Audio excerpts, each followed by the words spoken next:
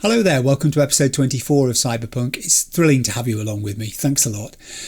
Some housekeeping then before we start. Can I just say, if one of my eyes, this one in particular, appears to be glistening during this episode, it's not me emoting, I'm not crying. The doctor has given me some ointment to put on it because this thing that I had when I got hay fever in the summer, which turned into a bit of a sore eye, hasn't gone away. So that's the reason. Okay. Right, let's get properly into the housekeeping. The Mercmobile. It is going to get an experimental test drive. That will happen at some point. I need a long straight stretch of road, so probably the Badlands is the place. We shall see.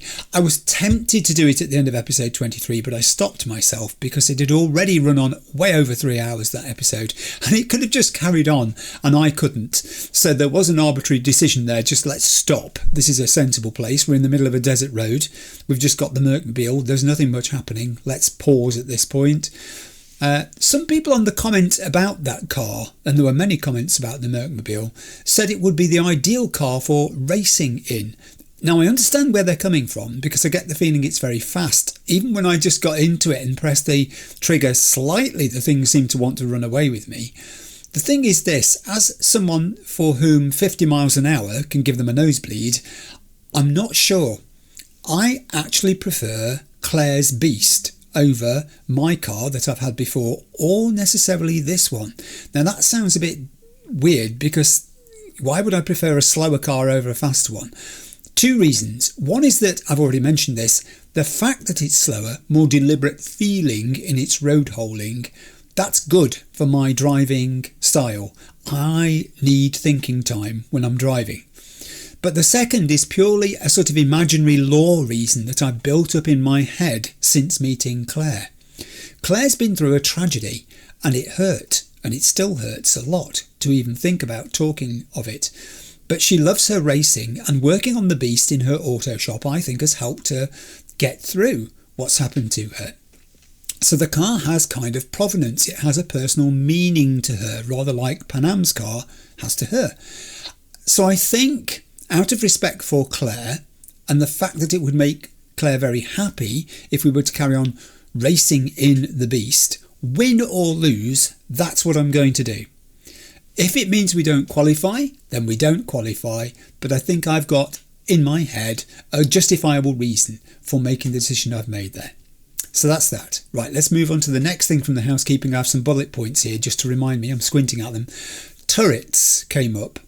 I am not alone, it would seem, in finding turrets capricious. A lot of people do.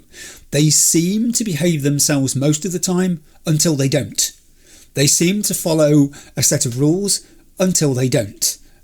You can never quite relax when there's a turret around, in other words. So I know that assist mode exists, by the way, and I think it's a good thing. What I have found is that static positioning of the turrets, the fact that they are in one place, rather limits their effectiveness after the first few seconds. In the initial moments, you've got a chance to deal with enemies who are standing out in the open and within range.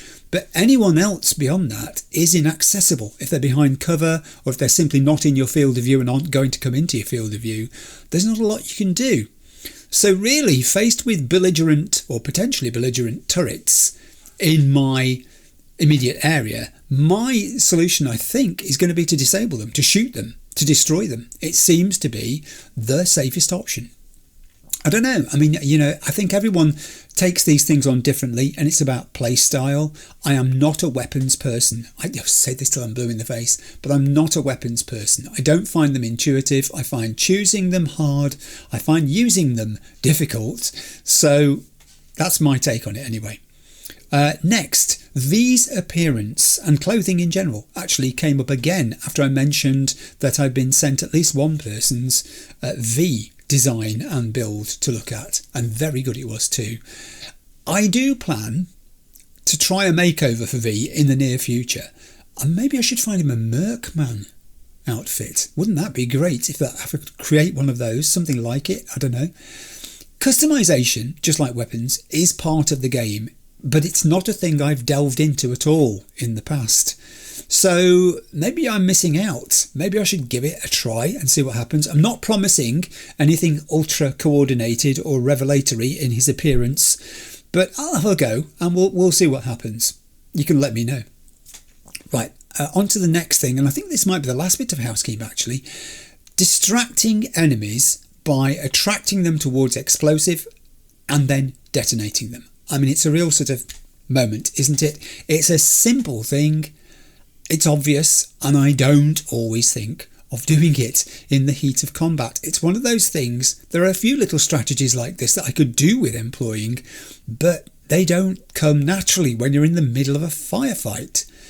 It actually ties in too with another comment. I said that was the last one. It wasn't, because it ties together with something people said about the transmitter in the last episode. Now, I'm going to be very careful here not to introduce anything spoilerish into this, but let's just say they said there were other ways of taking the transmitter on, not necessarily the way that I did.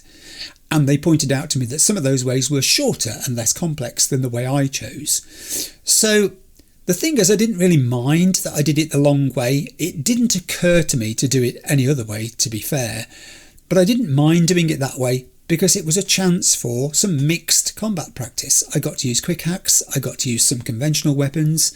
I even tried a weapon I picked up, I think, at one point. But that was okay. I probably also, if you think about it, if I'd done it a different way, I wouldn't have gone looking for high ground on those rocks as a place from which to observe and perhaps use my sniper rifle to pick people off. It was too far in the end. I wouldn't have then spotted the road that was near the rocks. I wouldn't have followed the road round thinking it might be an easier way up onto the rocks. I wouldn't have seen the entrance to the tunnel. I thought it was a cave, but it was a tunnel. And it was the tunnel that I'd been into before from the other end. I wouldn't have gone exploring. I wouldn't have found the Mercmobile. So it was kind of a blessing in disguise that it happened that way, that I took a long-winded approach to the drone compound gig. But yeah, I didn't mind. Right, so that's it. That's the housekeeping done. So in this episode, I said we'd return to the storyline of one of the major characters, and the person I've chosen to return to is the one who's been waiting for me the longest. Now, I nearly put their picture in the slide here, and I stopped myself because that would have given it away right from the start of the episode. That person is Takamura. So, my unlikely tomb, let's get back and recap where we were in his questline. Following the death of Saburo Arasaka, his son Yorinobu framed V for the murder and then took over as CEO of Arasaka Corporation. Meanwhile, Saburu's personal bodyguard Goro Takamura found himself tasked by Yorinobu with finding the assassin and retrieving the stolen relic chip. Takamura tracked down Dexter Deshawn. Dexter in turn led him to the landfill where V's body had been dumped. Finding V alive and with the relic chip implanted in him, Takamura was then betrayed himself by Yorinobu, who sent assassins after him and V. Realising that Yorinobu's story about the murder was a lie, Takamura sensed his predicament and it forced him to form an uneasy alliance with V. So Takamura's plan is to expose Yorinobu as the true murderer and reinstate Saburu's daughter Hanako Arasaka as head of the corporation. To achieve this, he and V need to prove to her that Yorinobu killed his father. Takamura wants to get this information directly to Hanako, but there are problems. Firstly, Evelyn Parker, their main corroborating source whose evidence could implicate Yorinobu, lies traumatised and in a semi-comatose state in Judy Alvarez's apartment after being attacked by netrunners working for the Voodoo Boys from Pacifica. And secondly, despite Takamura and V meeting with Oda, a bodyguard to Hanako Arasaka, to explain the urgency of getting this information to her, Oda has refused to help and has warned them to stay clear of her, saying that his main concern is Hanako's safety during the forthcoming parade in Night City. So V and Takamura have decided instead to enlist the help of a local fixer, and the fixer is Wakako Akada, and they've obtained intel from her about the parade's route and Hanako's security, intending to crash it and reach Hanako directly. Where we left Takamura, he'd done some further covert intel gathering in the background and had messaged V many times to meet him to discuss the next stage of the plan. Right, so that's where we've got to. Let's get moving. Right, so here we are. I've been home. I've parked the Mercantile, having driven it home very sedately the night before because I was quite tired, in the garage opposite.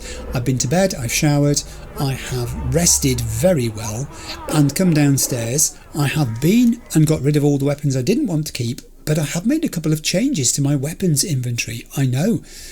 Calm everybody. This is not like me, is it? I've kept the pistol, the Plan B Tier 3 Iconic, so you can rest easy there. Those people have been telling me, oh, you should change that. There are better options. I like this gun. It makes me feel safe and secure inside.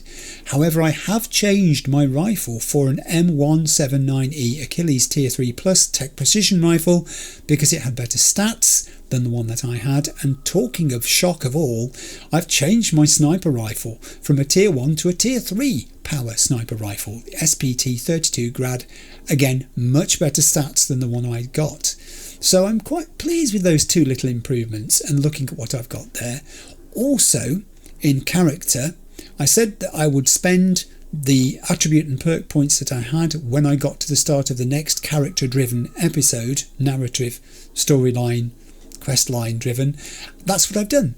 So the 2 attribute points went to intelligence because my aim is to build that up to level 15 where tech currently is, and as you can see it's pretty well featured as well with perk points that I've spent within it before today.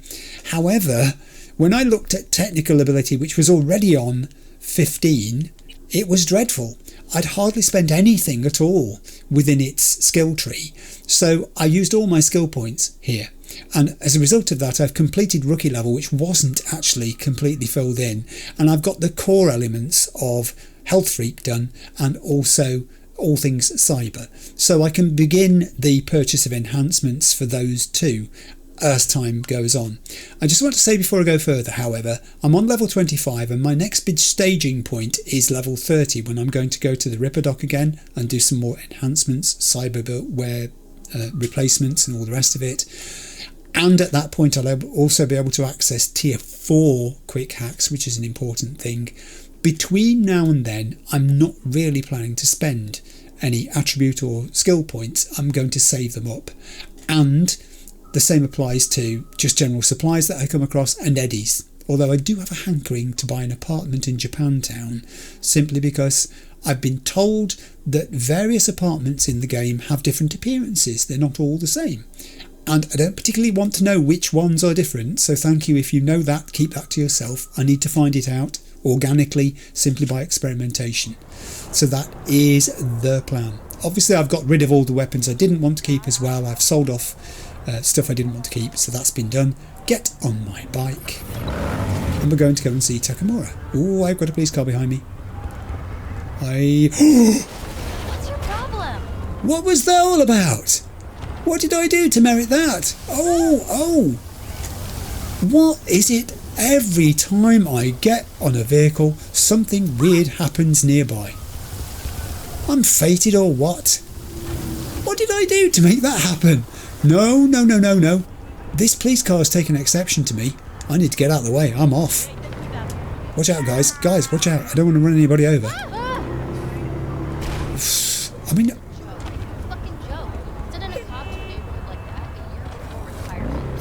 yeah, I know. These two are discussing that thing which we've heard before about, you know, that police officer who was sent into that dangerous situation when they were approaching retirement because they were regarded as expendable. Think about your colleague over there who seems to be cyberpsychotic and has hit a fire hydrant. Right, let's ride at a reasonable speed to meet Takamura. Oh, by the way, can you see behind me there? There's something... I've got to be careful I don't miss my turn. Something has appeared on the shelf behind me which was not there before. It's a little homage of my own. I have a number of these figures. I've got 2 boys who are grandchildren. Besides, I have more than 2, as you know. But the 2 boys are of an age where they can play with these figures and do so when they come to visit us. Hence my motivation for having a little collection of them, which I display on a shelf. I say display. They are there because there's nowhere else for them to be. and it keeps them out of harm's way. But they love playing with them when they come. I don't have any figurines of the sort that you'd call collectibles at all. There are some nice ones around. There's a very good Witcher one of Geralt, which I quite admired when I was playing and still do, Witcher 3. There's pretty good ones, I think, of V, and maybe I think there was a Judy Alvarez I saw as well somewhere. All of these things are sort of aspirational but not essential, aren't they? Generally in life, it's nice to look at these things and think, maybe. But then you compare it with, yeah, but if I bought a game instead, imagine the number of hours I'd have playing the game.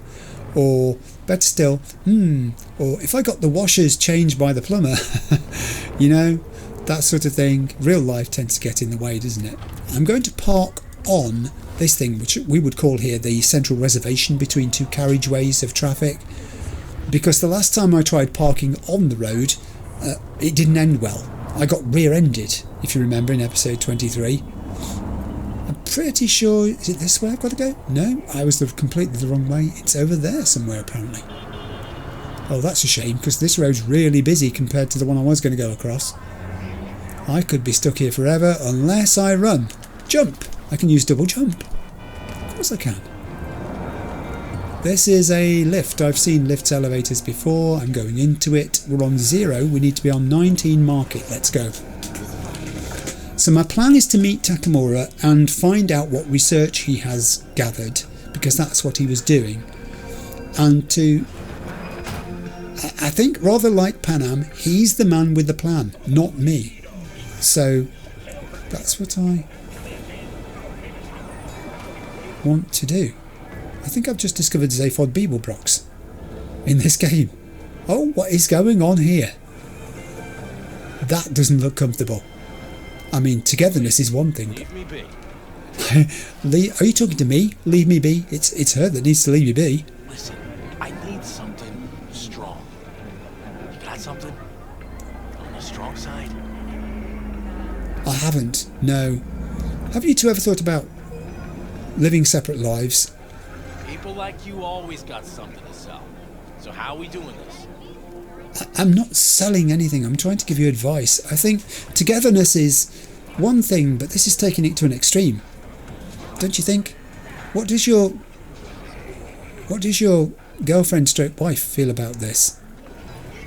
Can I even speak to her? I think if she might speak, turns this way, I might try it. It's hot today. It is. I'm not surprised. You've got lots of body heat. She says. Is she going to say anything else? What's your rush? I am a bit in a rush, but I keep getting distracted by things like this. People say I'm distracted, and I keep reminding them I'm not distracted, I am otherwise attracted. That's literally what it is called. What do you make of those two over there? Tell me. What? You want a new friend? Well, not as close a friend as that is. That's taking things to extremes, if you don't mind me saying. I mean, Don't get crazy. it looks even worse from behind, actually. They're perfectly in sync, aren't they, as well? They're occupying the same space. Two NPCs spawned in the same space. We're in the market. Where's Takamura? He's over... I should zoom in more, you're right. Thank you for reminding me, comment section. He's over there. He's either berating the NCPD about their recent performance, or he's being arrested. I can't decide which. I gotta leave him where he is. There's a shard there. Ooh, there's a shard there. Oh, you don't look well, but you can walk through stalls, so I admire that. That's an ability. I can't do that. Oh, well, let's read this. What is this? Glam Now, the mag for those who love this for themselves. Heard about the latest and greatest braindance diet? Our prediction, 2078's hottest new trend. Braindance diet advocate and world-beloved fashionista Amber Daisy is no stranger to us at Glam. In an exclusive interview, she shared her secrets and stories about the journey her body has been on. Amber has been keeping her intake of synth and organic products to a bare minimum over the past several months, and instead only experiences her meals through braindances. With a properly tuned brain dance, Amber says she dives in with a growling stomach, but comes out of virtue, feeling like she's just finished binging at a banquet. Can we hope to see Amber back in America to promote this latest craze? We're keeping our fingers crossed. Bad news for all you Kerry Eurodyne fans. The Rocker Boys nude stills that leaked to the net a few days back turned out to be FAKE, shopped by some poser boys from the Dildon'ts, the star manager confirmed. The obvious giveaways, he said, were some fudged details of Kerry's iconic Filipino tattoos and some teeny tiny anatomical differences. Oh dear. I mean, what a thing to find on just a random stall. It's the sort of thing people read. What was that noise? What just happened? Did something just happen? It wasn't me. Didn't touch it. I was nowhere near it. And I don't want to get too close to where Takamura is because I might trigger something and I don't want to do that. I want to carry on exploring this here market. Hello. What are you making? Oh, you're doing those things that look like Brussels sprouts on sticks, but I don't think they are. I think it's meat. I think the colour is the reflection of that neon there. Or maybe... Do we have other neon? We do have a lot of these bluish neons, bluish-white neons around. Maybe those. So it could be that. It looks appetising, but I'll pass, thanks. And you've got one of those. How can you be looking at me and doing that at the same time? That's another skill. This lady's selling hot dogs and also doesn't realise it, but those cans of fizzy drink that you've got on the top of that very hot looking container there, that thing is like where the heat is rising from the stove. I can't quite see it. Try that. There we are. That's such an explosion risk. I'm away from here, honestly. The things you see in this market. This is a clothing stall rather than store. I wonder if the proprietress is friendly. Hello. I'm not afraid of anyone, you know? And neither should you be, really. You're just a stall holder trying to make her way in Night City. Oh. Yeah, I understand your plight. I'm with you. I'll come down to your level. Yeah, so tell me about your stall. I don't recognize you. Just passing through.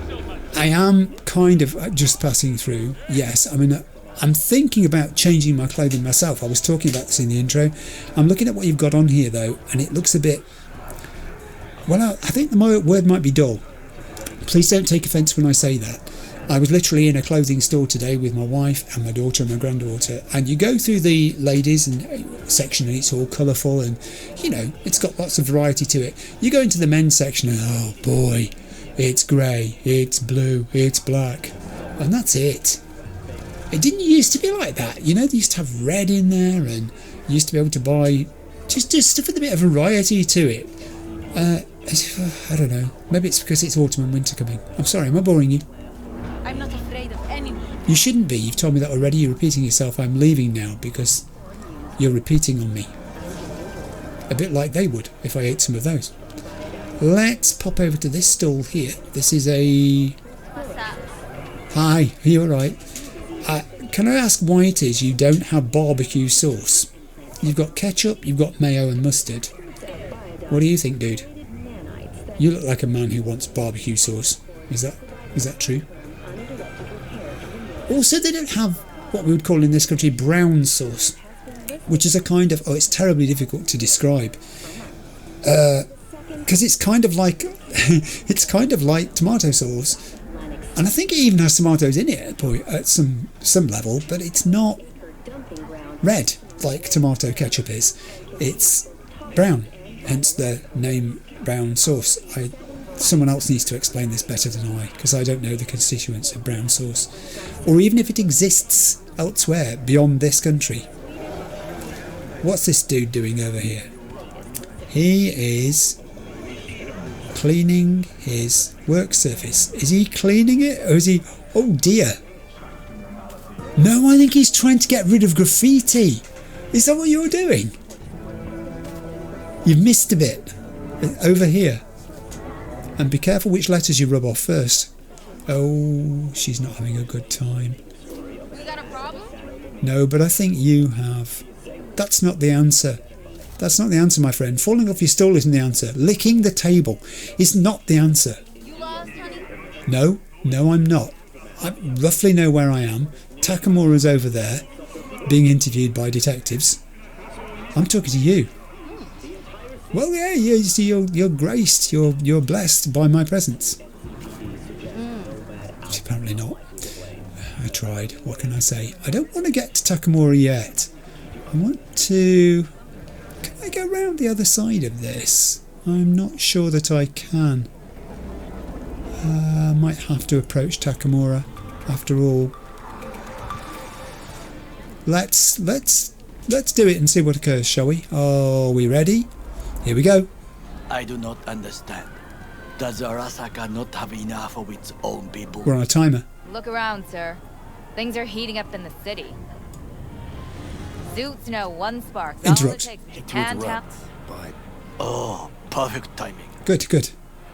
Stop grilling the NCPD. I mean, she looks fairly relaxed at the moment, but that may not continue. So, what are we doing here? Oh, good to see you, Goro. I'm going to go good to see you, Goro. V, Goro, good to see you.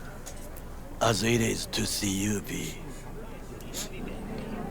Oh, we're off. It was good to talk to you. I acquired some information of my own. Good. I've just spotted a shard here. Are you going to stand still and wait for me? I think it looks safe to leave you. You don't look like you're going to wander off. We haven't read it. Who is Dr. Paradox? Who is Dr. Paradox? Who's hiding behind the distorted mask? Unsurprisingly, Doc Paradox won't say. After all, he's breaking the law. He has to protect his identity. If he revealed even the tiniest sliver about himself, Netwatch agents would be at his door in less than a minute. But think about it. Think. What kind of person could successfully hide from the world's most powerful corporations for years? Who could hack into encrypted TV channels? Who could disclose highly classified corporate secrets? The answer's obvious. Doc Paradox is one of them. He's a puppet controlled by the establishment. To what end? Maybe this is how corporations funnel our anger and frustration in a safe and controlled manner through a rebel who will never go so far as to issue a call to arms. Maybe he's being used to reveal facts that hurt the competition. Or maybe he's just a branding opportunity. In a month or two, Avante could put out a new Doc Paradox line for us to wear our disapproval. Only time will tell. But for Christ's sake, don't listen to a word out of this phony's mouth. I love the way in this game shards are scattered. Let's move. Yeah, we're going. Voicing public opinion and unpopular public opinions, things that they want others to read. It's almost subversive. It's provoking discussion, questioning, challenging authority. I'm with you now, Takamura. I'm with you. Goro, let's go. Do you know who most wished to honor Arasaka-sama with the parade? Tell me. His murderer. The irony makes me sick. These people are making me sick. I keep walking into them. Oh, we've stopped. Is that it? So I could question that he wasn't one for tradition, but I don't know that's true. Or I could ask quite literally... No time to waste, V. Oh, please don't chivvy me. You know I don't like being chivied. There's no need for that, is there? Let's just keep this civil. I don't actually see what that has to do with what we've got to do. Still don't see how this gets us anywhere. Yes. I have had an idea. Good. Look to the sky. What, literally? Okay. The dash floats will pass precisely this way.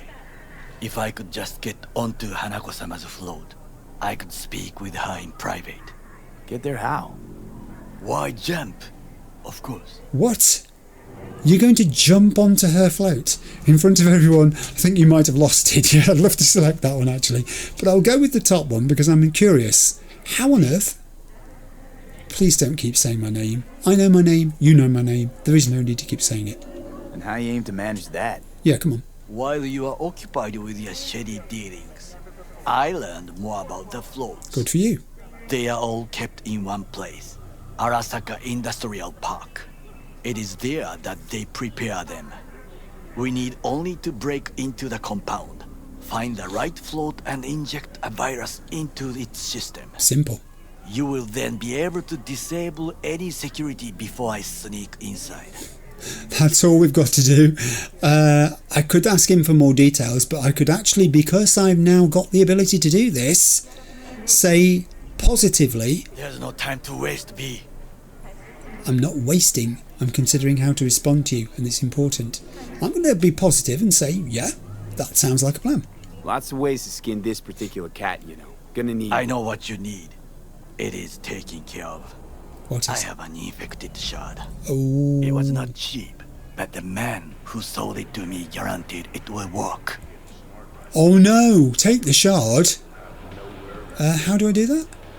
Nothing's happening. Oh, okay. I can query where the shard came from. I'm just saying, just thinking in my head, every time he puts a shard into his body, I get nervous. B, Where'd you get this shard? Yeah, across the canal. good. Kabuki. Might actually be half decent software. And if it isn't, got a few tricks up my sleeve too. This is good to know. I have. I didn't know I got any tricks up my sleeve. This game is taking me for granted here. Give me the shard. I'm going to regret this.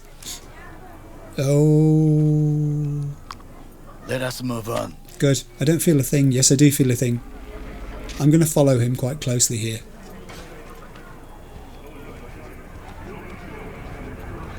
To take control of the float is one thing, but not all.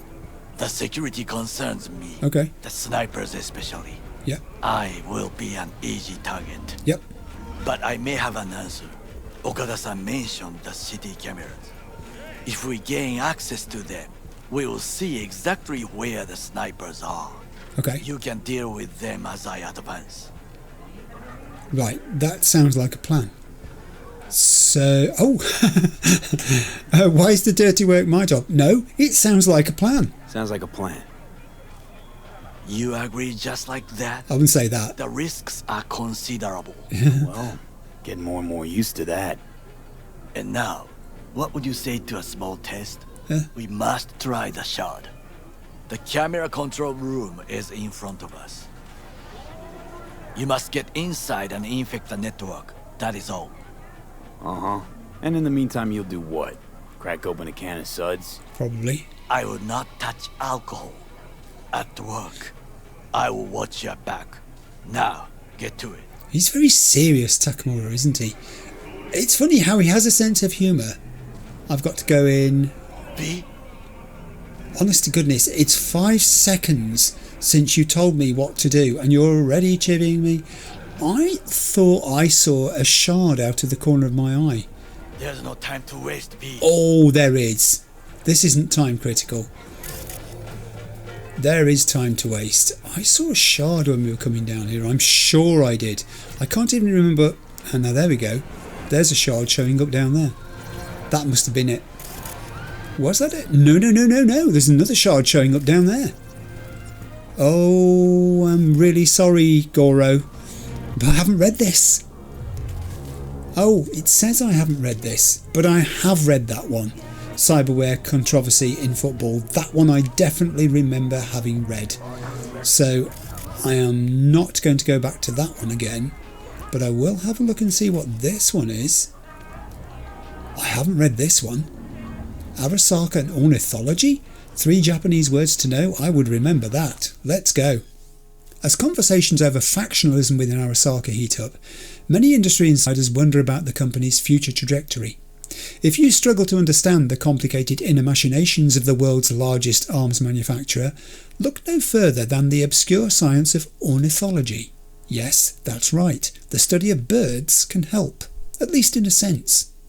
There are 3 Japanese words every corporate player ought to be familiar with: Kiji, Hato and Taka.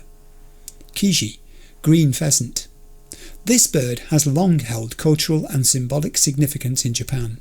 One can admire the world's last living specimens at Hanako Arasaka's private preserve on the island of Shikoku. But the word Kiji also bears meaning among the factional identities within Arasaka. This group, with Hanako at its centre, consists primarily of conservative technocrats who wish to follow the course set by Saburo Arasaka himself. In his daughter Hanako, they see a guiding force to maintain the old order and stability within the corporation. Hato, dove. The symbolism of the dove is recognised far and wide.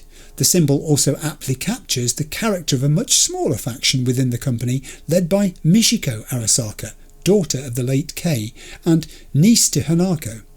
This liberal wing of the corporation has unified those who seek deeper reforms.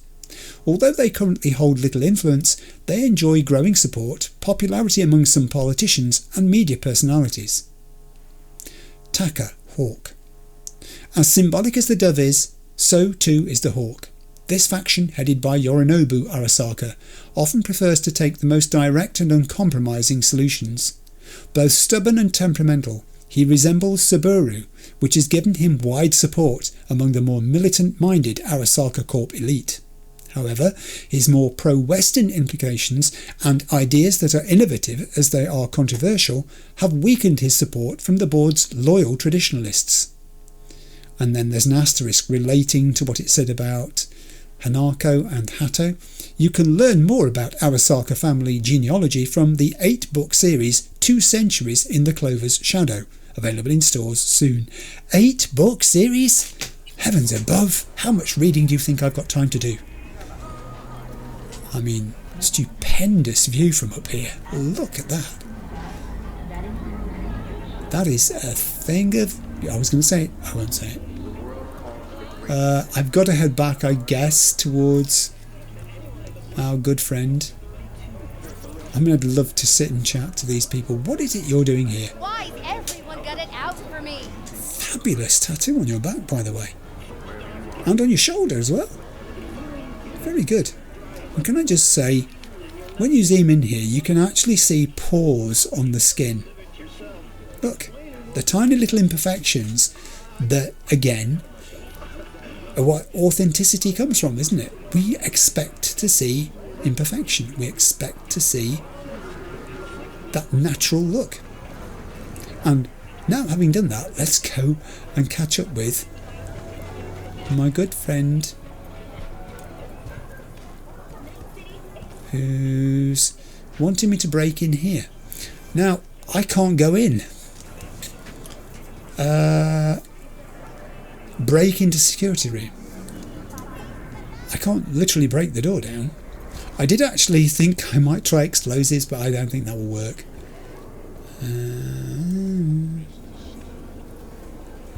That's an exit. That's no good. Hi. You wouldn't know any secret ways into the security room behind you, would you, when you get off your phone? Just don't tell anybody I asked. Okay. Right. Oh, I found a record store. Oh, this looks good. And books too. But mostly records. Vinyl, it would seem, is having its 5th resurgence in 2077. I'm not sure which resurgence it's in at the moment in 2025, but a couple of readables too. And one we haven't read. Have we read that one? Oh yes, we have read that one. This we have not. Let's read it. Samurai, 30 years later, facts, myths and more myths. When Silverhand formed Samurai, he did so as a fully fledged artist. He knew what he wanted, and as the group's charismatic leader, he knew how to impose his vision on the rest of the band. The roles in the group were clearly divided. Johnny and Kerry Eurodyne were the inspired provocateurs, the continually conflicted soul of the band. Meanwhile, Henry, bass, lived in his own world, even in those rare instances when he wasn't high out of his mind. He may never have known how good he was. Rumour had it Silverhand was sleeping with Henry to keep him in the band. Silverhand was also rumoured to be sleeping with Kerry to boost the latter's morale. The truth is, Johnny was sleeping with everyone, though his heart wasn't always in it. Soon after Samurai's breakup, Henry suffered a literal shock in an accident, after which he began behaving even more strangely than usual, and then, almost as if he'd been ready and waiting to jump at the chance, he hit rock bottom. Nancy, keyboards, was the single reasonable normal person in the group. She came to a gig, played to the best of her ability, then went home. Only thing was, her toxic aggressive piece of husband was at home too. He ended up tightening his grip on her enough that she left the band. Soon after, he tried to turn the screw some more, but something in Nancy snapped. She finally remembered her murky gang past, and her husband had more than enough to think about as he fell 80 floors down. After 7 months spent in jail, Nancy returned to Samurai, but it wasn't the same. In the end, she left again for good and started a new media career as Bess Isis for N54 News. Denny, drummer and high-functioning neurotic plagued by thousands of real and imagined obsessions, was only truly herself on stage. Off stage, she spent most of her time trying to prove to herself she wasn't as up as everybody seemed to think. That's likely why she took up with Henry. Compared to him, Denny was normal indeed. If it hadn't been for Silverhand's legendary hatred of managers, those slick who told you what to say and when and where you were going to play, and who you had to play nice with, Samurai could have achieved much greater success. Instead, they always remained a punk alternative, icons of cool and uncompromising rebellion. One day you can't get into one of their gigs, the next you could walk right by a whacked out Silverhand puking into the river. And that's what Johnny would call true freedom, before barfing on your shoes. Silverhand's death was what truly launched Samurai into the realm of legend and out of reality. How very interesting. And I notice you have a Kerry Eurodyne album. This is a good stall. And you have plenty of stock, which is terrific. It's good to see vinyl is doing so well. I hate to think what year we're actually going to see the next resurgence of vinyl, if it should ever fall out of favour again here in 2025. But I'm pretty sure these things are cyclical. Anyway, this is not solving my problem. I've been completely distracted again. I'm so sorry. Alright, I'm going on the roof because there's no way in down here. And that's way too tall. And there's nowhere else to go. There is that? I haven't scanned. Ooh, now then. What is that? Great. It says exit. Oh, hello. And there. Didn't know I could do that. Double jump onto there. Oh, a vinyl. Talk of the Devil. I'll take that home and not listen to it later. I can open it. It says exit. And I can open it. Good one, devs. What is it that exits from there? I now wonder. I can climb in here too. Oh, no, I can't. Yes, I can. Can I? Get in. God, that took 3 attempts. I was leaning forwards there to try and get in. I've also discovered... Oh, another readable. Oh, we've read it. Oh, it's the new release, Brain Dances. Oh, I'm so sad now when I find a readable that I have. Oh, this is going to be the same. A readable that I've already read. Open it. Infect the security system. It is below us, according to that. But we've got rather a circuitous journey to get to it, by the looks of it. How far down is that? Not as far as you think? No, that was alright. Oh, there's... Okay, so that ladder is for climbing... I can't go round there, can I? No, I can't. That's for climbing down, not up. Yes. Can I jump over there? Alright, I'm on the lower level. I wanted to get down here anyway. Scan. So we've got a readable, which we haven't read. I'll look at that in a moment. We've got an access point for installing software, not for hacking then. We've got... some food and another readable that looks like we've read it because it's greyed out, but I will just go check. That's what we have. Let's do that one first. Get the disappointment out the way. Watson Hoare Diary was a disappointing read. I don't want any chromantic or lime just at the moment. This readable we have not read. Another one. Oh, Sex and Chrome.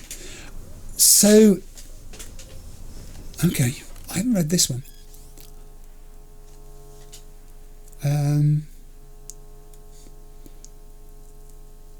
Okay.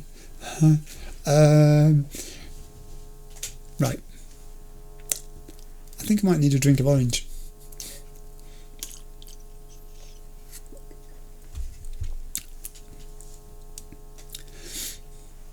Sex and chrome. Waves of pleasure cascade over my body, filling every pore of my being like ocean water through hot sand. More. I want more. How long I waited to feel his breath on my neck, his hands wrapped around my waist, his fingers caressing my lips. Our bodies are entwined in a primal dance, moving faster and faster to the rhythm of the creaking bed springs, our skin bathed in flickers of neon. I can't hear myself moaning, but I must be, since my throat is dry. I can't feel what my hands are doing, but the blood under my fingernails means I'm digging into his back. He's no longer kissing me, but nibbling, biting, pulling himself towards me harder. His control over me untamed, animalistic. It's so hot in the room that even his chrome is overheating, the bedsheets clinging to our sweat-soaked bodies. Yes, I'm glad I got through that one. Well, I suppose, when you're doing duty in this air control room, it's a bit boring. You've not even got a window to look outside. You just got this massive fan in the roof. This place is very well ventilated. This stuff's got to generate some heat, I'll be bound. Anyway, I'm here to install software. Am I going to have to hack this access point?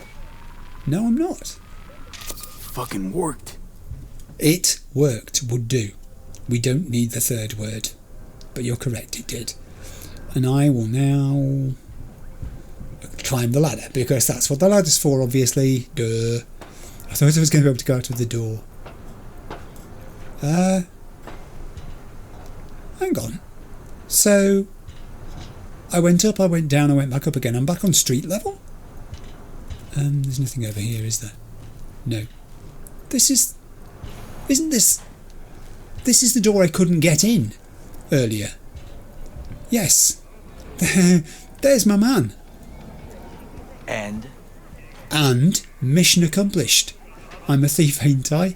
Or systems ours. Systems ours. Systems ours. Yes. The shard works. Good. The easy work we have done. Good. To break into Arasaka He's off again. Industrial Park will not be such a bed of roses. But before we discuss that... I feel like a puppy again, following Panam. I'm now following Takanako. Sit. I have Takanako? not eaten since yesterday. I've just said the name of a board game. Best on the menu. I highly recommend the yakitori today. Anything that isn't local, please. I'm going to sit. Tomorrow. That guy's leaving. Must be something we said. I just said Takanoko. It's a board game. His name's Takamura. I'm saying this, but this Saka scum might actually prove useful. He's a well-trained dog. Needs orders, that's all. And when he outlives his purpose, we'll flatline him. You see, I'm not sure. I haven't thoroughly made my mind up about him. I can't decide whether he is playing his own game, being honest and straight with us, or hiding stuff from us. I don't want to trust him too much. I've done that before and we got burned. So I'm not going to say he's not a bad guy. I'll kind of agree with Johnny and say let's keep our options open. Bridge we might cross, but only might. We'll see. Yes. Glad we're on the same page. Kinda. Never know what a dog's thinking. Might be the same thing. Johnny doesn't trust him. What is this? Hey, yakitori. Oh, yakitori sticks. I think I've had those. Oh. Okay, I have laid the plan. Right. 1. We break into Arasaka Industrial Park. 1.5. We hack Hanako-sama's float. Right. 2. During the parade, with my help, you eliminate any snipers. 3. I get onto the float. 4. I convince Hanako-sama of the truth. Is it my imagination, or I got all the hard stuff here? All he's got to do is jump on the float and tell her what he thinks. I mean, I could... There's no time to waste, V. You keep saying that. I could say that you're out to get us killed, but I think I'm going to play along with him because he is part of my hope also of getting change that could lead me to a cure for the chip being stuck in my head, remember? Well, sounds like a suicide run, but done dumber shit than this, so... Things are even more stupid than stealing from Arasaka. Not much dumber. Done dumber yet, Yeah. though. Set the bar pretty high with that one. Now, we part. Okay. Reconnaissance is required. I'm on a timer. What are you doing? Don't let him off his leash. Let him stray even a couple of feet, and you can say goodbye to his fucking honor. I'm going to go with him. Go with him, You're a Pete. stranger in a strange land. I'm going with you. True. And you with your hands, skills, mind of a thief. Yes. Agreed. This we will do together. Splendid. Cook! Louder! Louder! What's going on? Yorinobu. In the flesh. President Myers has called He eliminated the last obstacle between himself and complete power. They Surrendered it to him. Tell me that. What do we call the murder of my father? Was that not a provocation? Was that not a... Arasaka. An empire built to last. Before Yorinobu set fire to it from the inside. All of this began with him. The factions, power struggles, all of this. Ksa. Is that a swear word? It could be. Oh, factions. We read about factions a moment ago. got factions inside Arasaka? What are they? There are three. Yes. Kiji, Hato, and Taka. He's confirming what we Kiji read. longs for stability. The old order. They are united behind Hanako-sama. The liberal wing, Hato, support Michiko-sama, Saburo's granddaughter. I know little about her. Okay. And then there is Taka, treacherous thugs who support Yorinobu. Not to mention even smaller factions. Tell me about them some other time.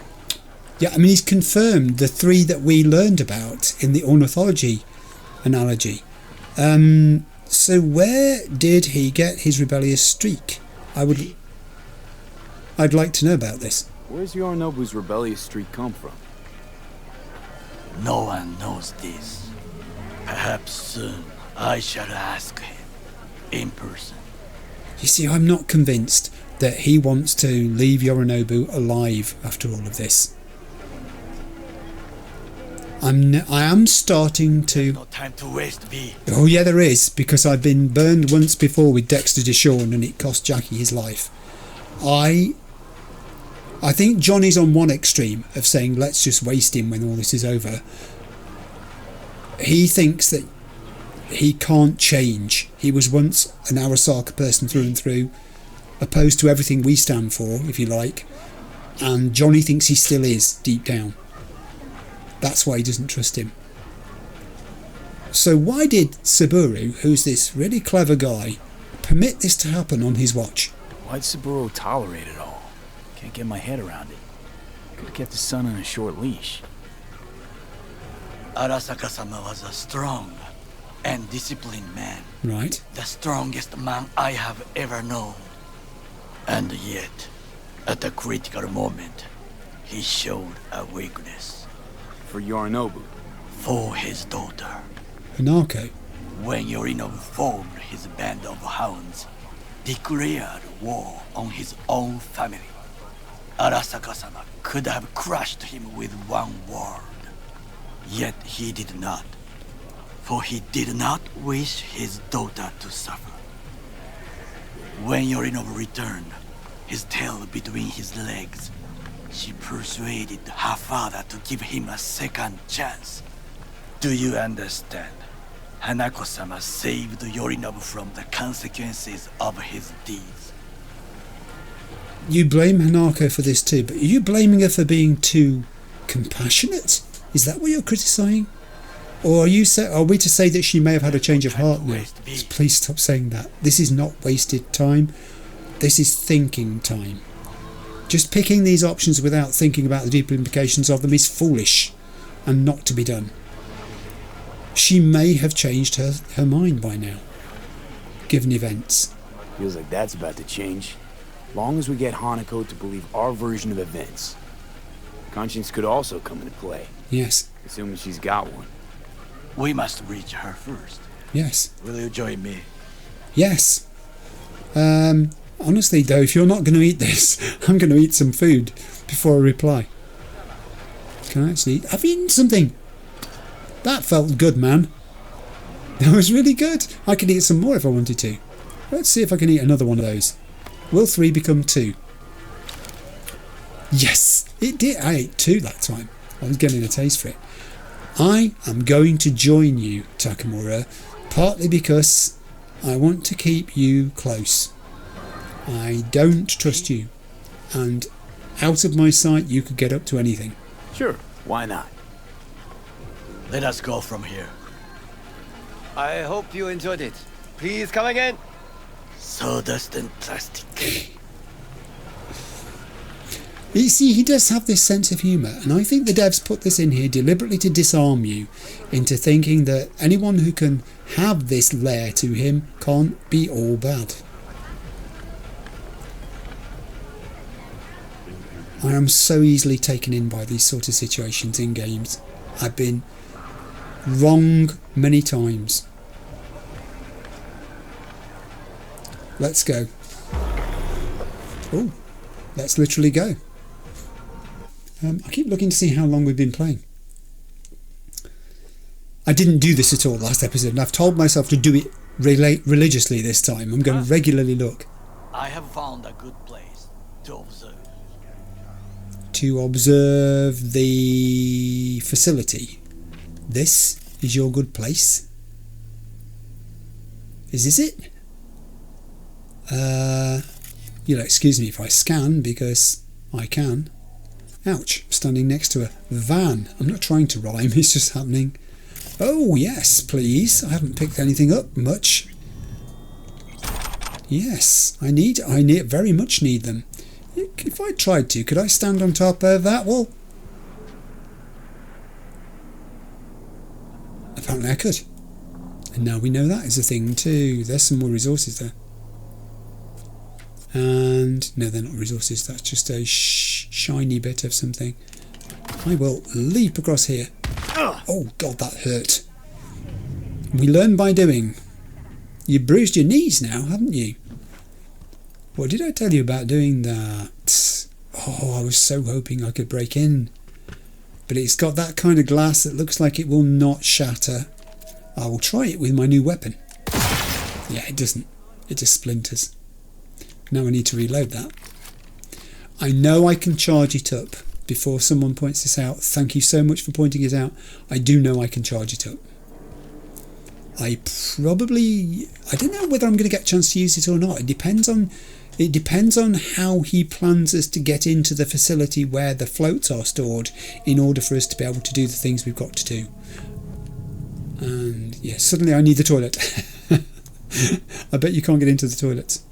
Oh, that's terrible. They should make at least a toilet you could go into. You wouldn't need to see what happened. Yes, I'm following Takamura. Or Takanoko, as I wanted to call it. We must just climb up here. Takanoko is this fabulous game. It's actually, the reason I looked sideways is because it's on a shelf next to me. I keep some of my board games next to me. Why do you wait? You are gardening. This way. Effectively, I didn't mean to talk over him. You're gardening effectively, and it's got pandas in it and bamboo, and it's a lovely little game. It has an expansion called Chibi expansion, I think, where you can have baby pandas as well, which is really rather cute. I don't think I've played the game for about 2-3 years. I'm following you on. Fortune smiles to us. It seems no one is here today. Well, it's 11 minutes past 5 in the morning. Give them a chance. They're probably still in bed. The sun is just rising beautifully here. The artwork is... You could just sit here, couldn't you, and watch the interplay of the sunlight. Is that the sun rising in the sky? I rather think it might be.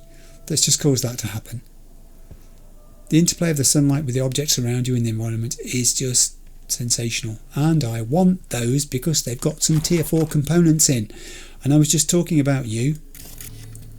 So follow Takamura. I've spent the whole episode following Takamura so far. More. It's medical course, but I'll have it anyway. You never know when you might need it. Where did he's in a lift? I just found stairs. I just found 2 lots of stairs. I don't want to go in the lift. Can I not just go and explore? Surely the stairs are there for a reason, are they not? And the reason must be that you can use them. They've been very well decorated with cables and portable lights on them. It's very... Like to complicate things. Oh, he doesn't like it. Oh, he's gone up in the lift. He's gone without me. That's all right. I don't mind. You do that. I'm an explorer by heart. I like to explore. Look at that.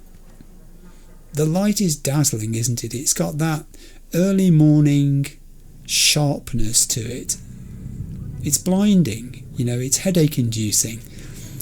And yet it's just such a promise of a really lovely day that's about to come. Maybe it's a day off. Maybe the workmen aren't going to turn up today. Or literally perhaps they don't start at this time in the morning. Maybe even in 2077 there are regulations that say you can't start work at that time because you're going to disturb people. So that was level 1, we'll call it, first floor. There was nothing to be seen. Not that I spotted anyway.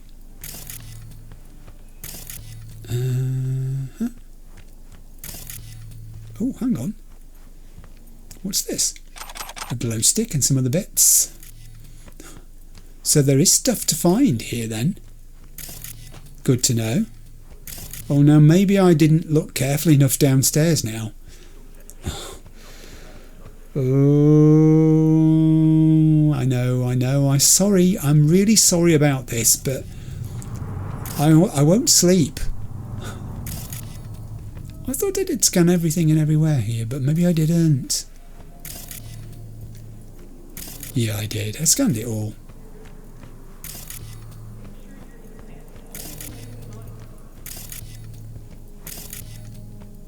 Do you know what I'll do instead, though? It gives me an opportunity to take the other stairs for a change. Aha! We came at this from a different angle. Ooh, be careful, you could fall off the edge of there. We do not want to do that, do we? That was where my glow stick was a moment ago.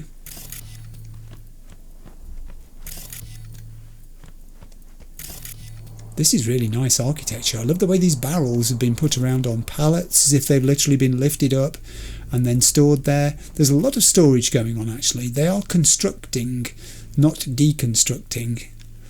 There's huge piles of cement bags around as well, I noticed on the way in.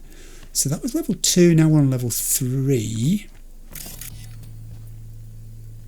Hello. These are... Oh right, Arasaka. This is the facility. Opposite us. Okay. I'm not sure I'm meant to have this vantage point. I presume I must be, because the devs must have realised someone could walk up the stairs and not take the lift. I mean... There'll be, I suspect... Is that a camera? There are cameras. So... We could just have a brief look. Oh my heaven. Will you look at how many cameras this facility has got? This place must be enormous. Look at the number of Arasaka vehicles there. Okay, I've just frightened myself. This makes the drone facility from episode 23 look like a walk in the park.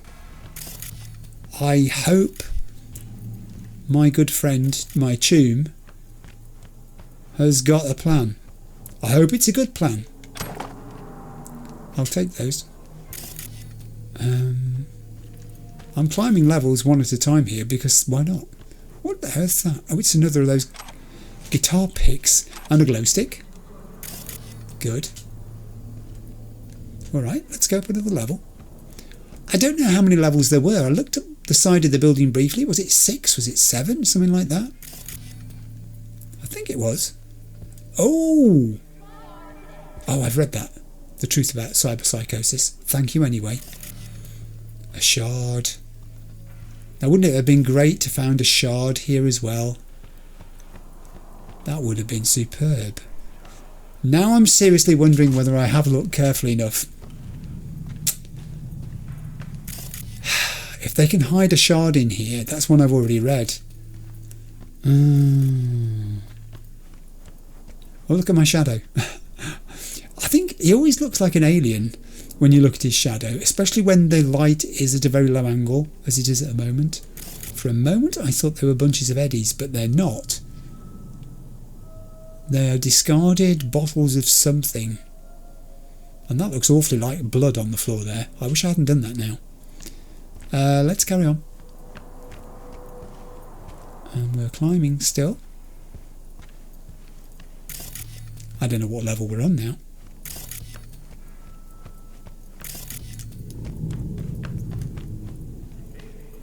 A lot of this area is kind of walled in now, higher up. It's got these semi sort of blinds here, although they're quite ripped, which makes me wonder whether the reason this place is deserted is because construction has stopped for some reason. Maybe it's been halted. Maybe they ran out of money. It's weird.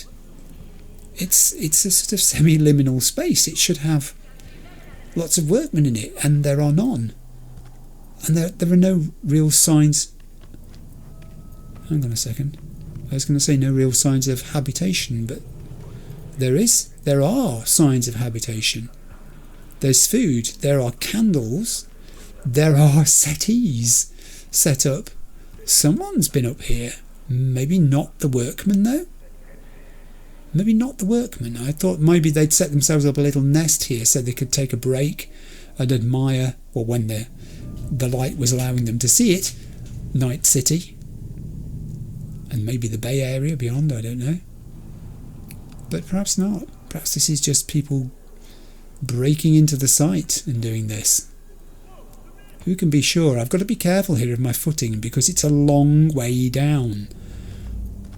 I could take a trip. That's a very long way down. That's probably the highest up I've been facing a fall danger in the game.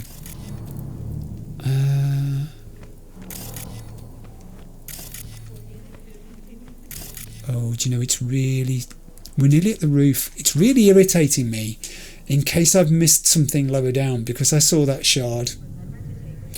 I am going to go back down to the ground floor and just have another look around on each of the floors on the way up. I'm not going to make you sit through this, but it's irritating me. I'm just going to go and do it. I'll be back in a second. So I went downstairs all the way to the bottom and found 2 crates that I hadn't opened, and this, a shard which I hadn't read, which says Inside Metacorp, I think I'm supposed to say. We associate nomads with chaos, societal collapse, technological backwardness, and for good reason. But there are always exceptions to the rule, and for the nomads, that exception are the Meta, more specifically Metacorp. Unlike other nomad groups that deal in smuggling and raiding, the Meta are strictly law-abiding. Metacorp, formerly registered in the Western corporate states, is a majority stakeholder in numerous shipping companies, including the rapidly growing DTR, Decker, Tanaka and Rogers, which handled 53% of all of America's transport last year. The story of Metacorp is a story of American entrepreneurial spirit and confidence in the future, 2 things that not even a nuclear war could destroy. Indeed, Metacorp only proves that a new order can rise out of entropy, that the rustle of Eurodollars is capable of civilizing even the most savage barbarians. Last month I had an opportunity to visit the company's headquarters in Meta Key, the mobile island currently anchored in the Gulf of Mexico. There I met Victoria Meta, the corporation's nomad CEO and granddaughter of Metacorp's founder, Jonathan Meta. Victoria had clearly inherited his steely gaze and enterprising mind. I am so glad I went all the way back down there to read that. I'm going to work my way back up to the top again. If there's anything else that I find, I'll stop for it. Otherwise, I'll meet you back on the roof. Okay, I'm back at roof level and it looks like Tanaka's just come out of there. Ooh, More resources. Nearly went past them. Call this a beautiful view of the city. If? If there was anything to admire. Hate Night City that much. I've got you. Perhaps I am simply homesick, as you say. Now, you must look for vulnerabilities, weaknesses, while I try to think of a diversion. Okay. Arasaka cannot discover our intentions. A bit of sabotage is just what we need to divert their attentions. He's got it all worked out, hasn't he? This disturbs something deep within me. I just hope I'm seeing the true picture here. Up until this episode, I didn't feel this way about Takamura, but the gap we've had between doing his quest line, when we went off to do other things, and then coming back, I think You will have the best view on the left. something's changed in I will me try here. This old scope should be good for something. about Shall we begin? Takamura. It really has. Something has changed. What's that? Oh, wow. Now we've got a view. Okay. Go over the plan with Takamura. I'm going to talk to you. I'm going to talk to him. Yeah, let's do this. Mind running out and getting a pizza? Oh, can you run and grab us a pizza? Take out the food? No. Just no. He did that deliberately, didn't he, to tease him? If I had time and ingredients, I would prepare some onigiri with cod. Or with grilled salmon. He's cultured. Is that it? No, Oh, no. even better. With umeboshi clams. Arasaka-sama's favorite appetizer. Simple, tasty, and filling. I'll believe you. I found him chewing once. Pride on his face. It was a protein bar. Saburo Arasaka with a protein bar? What? Get out of here. Like a true soldier. Oh, yeah. I see what you mean. Okay, enough. Or we'll both grow hungry. I mean, you see, again, it's sort of disarming, isn't it? This level of interaction with a character makes it hard for you to think of them. Time to waste, B. Yeah, but he's pushing. He's pushing as well, and that raises my hackles. That makes me suspicious. Okay, let's do this. I don't know what it is we're doing. Let's do this. I'm leaning, apparently. Scan the area. All right, we've got various things. Let's start scanning. Okay. Trucks drive up regularly. Are we to hijack one? I don't know. I'm going to carry on scanning. Apparently there's lots of things to scan. This is a footbridge. Footbridge, but it's guarded.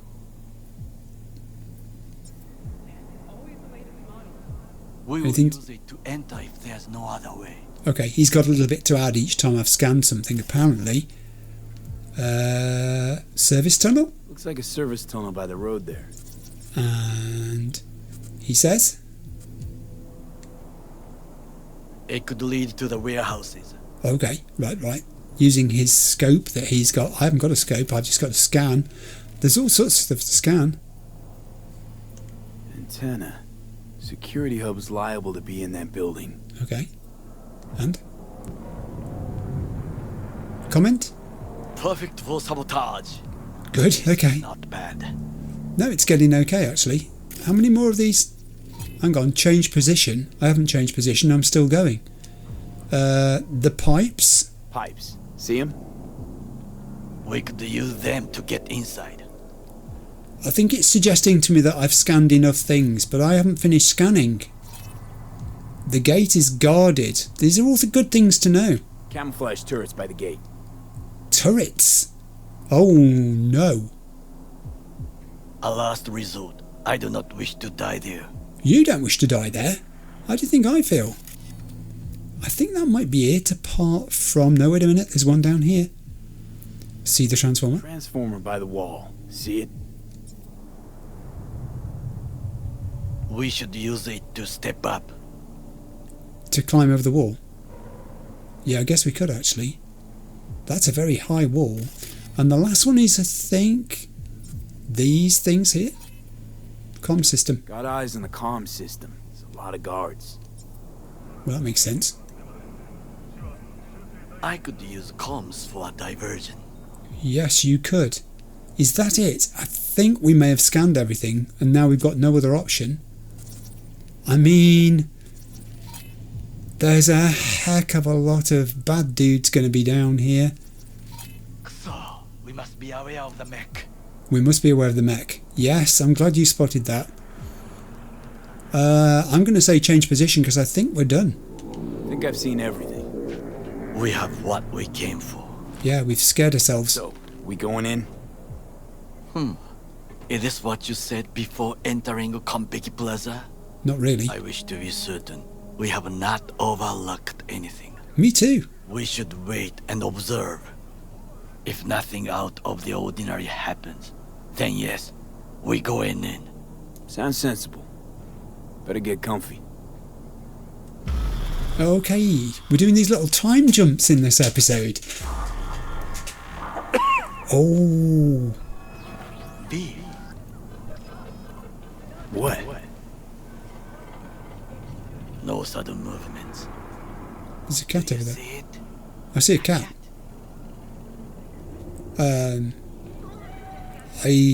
I'm going to say I thought they'd all gone. But then maybe it is just a stray. Let's say it's just a stray. So? It's a cat like any other. It is the first animal I see in Night City, except cockroaches, of course. Okay. First it was birds, then dogs. Cats actually put up a fight longest. Perhaps it is a Bakeneko.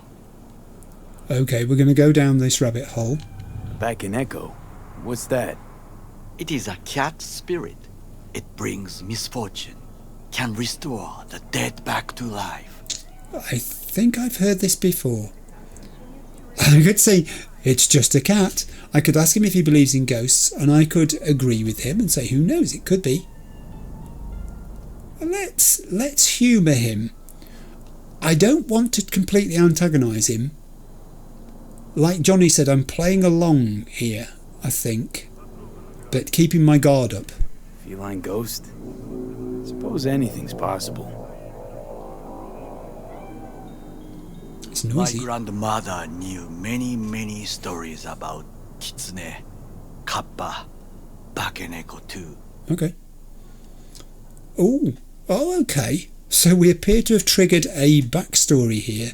Does he miss home? Where did you grow up? I'm going to ask if he misses home. I want to try and get inside his head. Miss home? He said he was homesick. A foolish question. I'm sorry. I am from the slums of Chiba 11. Once when I was desperate to live there,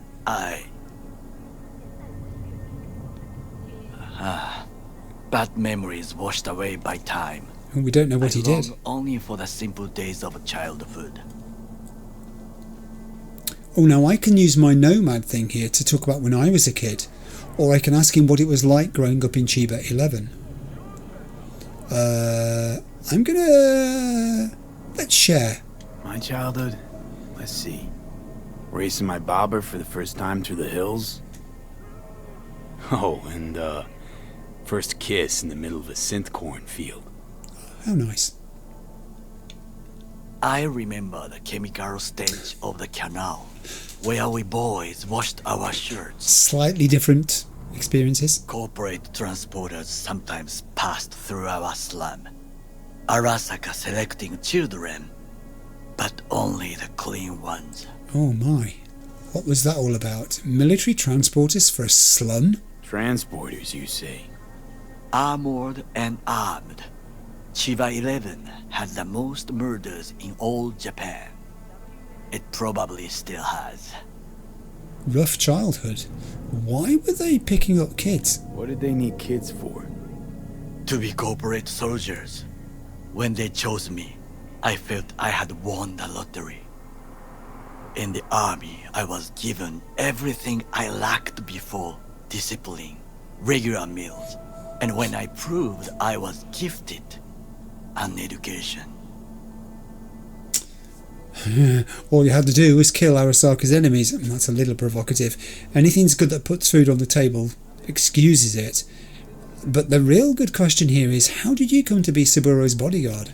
So how's a corpo rookie go from cleaning latrines to being Saburo Arasaka's bodyguard? Yeah, come on. The highest grades at the academy, service in the special forces, and Arasaka-sama's unmatched eye for talent.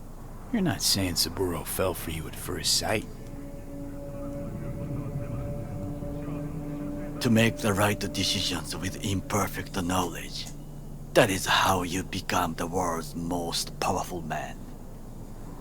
100 candidates standing at attention, and Arasaka-sama looked into each of our souls and chose the one who would serve him best.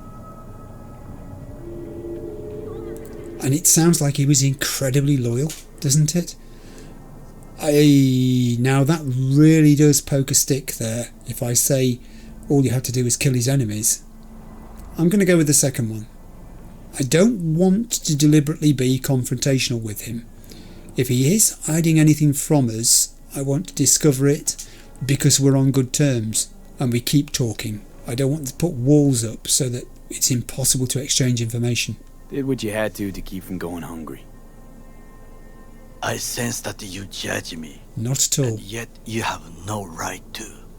Unlike you and your friend Mr. Wells, I was not arrogant. I did not take the easy path. I'm not saying it was easy. Oh, hey, look at all this lot now. I can say I'm not judging you, he won't believe me. I can say slaving away for corpse not for everybody, which is true, but again, slightly confrontational. I can do the blue text of saying you've got no dirt on your hands. Let's do that one. We know he must have done some things. There's no way he can have led a completely blameless life here. Saying you got no dirt on your hands? There are no clean hands. Exactly. But it is important how they become dirty. Probably a good... Spill. How'd you sully yours? Good answer. Arasaka gave me what no one else could. Values I could honor, live for. This was most important. Excellent. You dirty your hands for money. I, in the name of principles. I'm going to sort of say we're not judging in this regard. I think that's probably the approach to take again, because it's the least likely to cause a rift. Wasn't judging you. Untrue. You won't have it. Both the corporations, their order, their word, in a mindless way, yet you offer no worthy alternative. Okay. Take a look around. It's here. Your corporate world and its glorious splendor. You show me filthy streets as if no other world exists, as if nothing else is possible. What of the millions who work for Arasaka and receive stability, safety? Chiba 11 slum rats? They're there, scraping scraps out of scop tins. Corpse decided that too. It turned into an argument. It descended into an argument. We cannot fix everything at once. That is certainly true. We can drop it. We can go peeps on the street, hates the corpse. This is an ideological difference between them that they're not going to agree upon, but I'm going to go with this. You already forget what happened at Tom's Diner? People hate corpse more than anything. Can't blame him either. Got some regrets, but clapping from Arasaka ain't one of them. And sometimes I wish to become a nomad, to leave this world, forget everything. Oh, now he's insulting the nomad way of life and saying it's just simple for you guys, isn't it? Just don't get involved in anything, just stand back. And I don't think that V would let that go unchallenged, because that's an insult to him as much as he thought V was insulting his attachment to Arasaka and the corpse. Nomads aren't lone wolves with egos. Whether they're blood or not, family comes first. Yes, but we need not quibble over details. Okay, we may have reached the end. That could have been it. There seemed a finality to that. Do you know what I think? No, but you're going to tell me. That day in Konpeki, We both have lost someone important. And we are not at peace with this. So we seek conflict, argue eagerly. Do you know, that actually does make some sense. It's all right saying he's got no idea how you feel. I think he does have an idea how you feel. Because his sense of loss is similar to your sense of loss. Different people, different circumstances, but loss nevertheless. Finally starting to make some sense. It is the duty of the living to atone for the dead. All right. Hanako-sama shall aid us in our mission. Or she'll make sure we die for good. The Bakaneko got sick of us, looks like. It will find its own way. Did you see Johnny just roll off the wall there? As will we. That was good. I was unexpected. And we've got another time jump. Wow, there's so many of them. I think it is time to do something. I'm not well. Oh, fuck, getting worse. You do not look so bad. Oh, I feel grim. Takamura's just messaged me and he's over there. Go on. We'll meet on Santa Ana Street. I am waiting by the construction site. It is visible from a distance. See you soon. But when you say see you soon, are we going to go down in the elevator together? May I follow you this time? I don't really want to take the stairs again. I mean, I'm glad I did take the stairs again. It would have irritated me. I just get this itch in my brain when I don't think I've done something thoroughly. And that was the itch I got. There were so many flaws to this place. The further up I went, I thought, you could have been more thorough on those lower levels than you were. You could have explored a little more carefully than you did.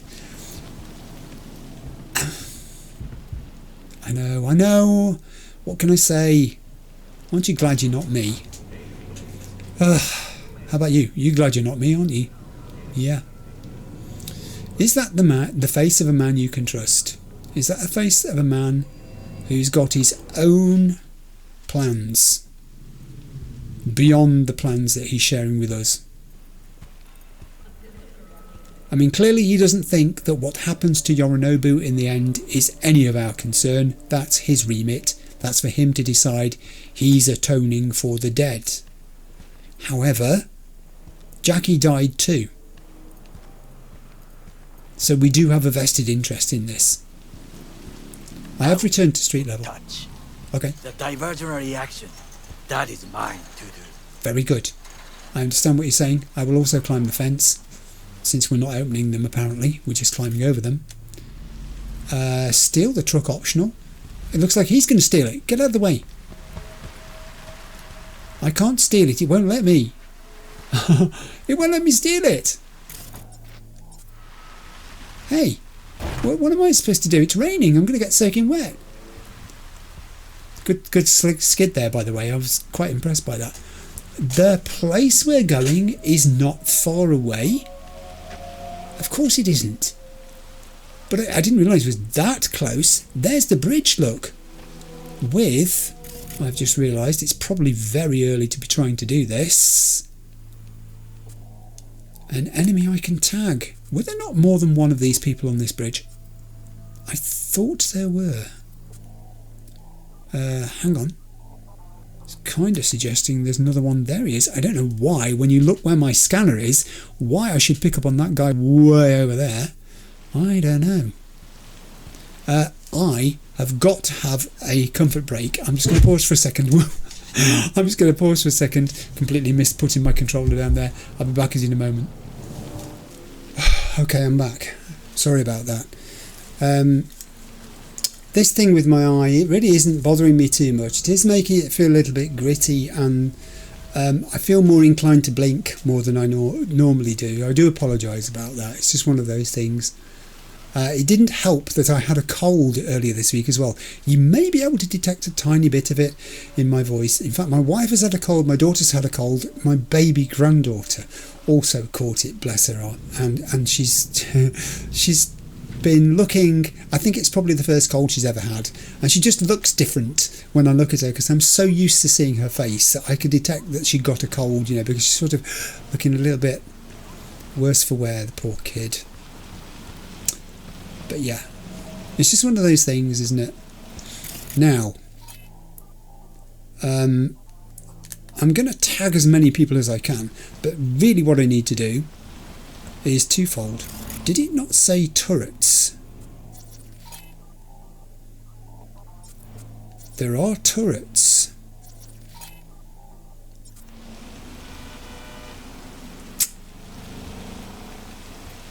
This place is done. They just look like them. Those little circles in the roof there. They're like the turret things. Oh, there's my mech. Hello. Let me tag you while I can. What I really need to do is not think about the main entrance where there are two turrets as the probable way of entering this compound. Corporate thieves. Corpo thieves must die. That was very brave, whoever wrote that there. They must have done it at the dead of night. There are more than one entrances to this place. And cameras. This looks less defended. Do I have any cover here at all? Not a lot, really. The problem is here, if I initiate any sort of attack on this facility, let's take camera control, then they have got a lot of cameras. They have a very lot of cameras. Then my luck is going to run out, is what I was about to say. Sooner or later, they're going to start attacking me. There's my mech. We're indoors. Right, now I have no idea what all these things are going to show, but this is the facility. We've got to break into Arasaka Industrial Park. There is still a truck I could steal, which I presume is to help me gain entrance to this place. I'm not going to do that. And I'm not even sure how I'm going to tackle the assault on this place. I think it's going to be a mixture of quick hacks and conventional weapons. I have got those new conventional weapons.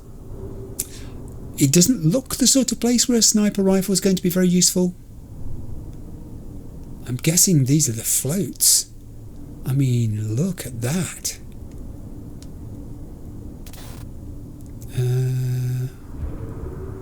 The good news is the interior of the facility, probably because it's, what time?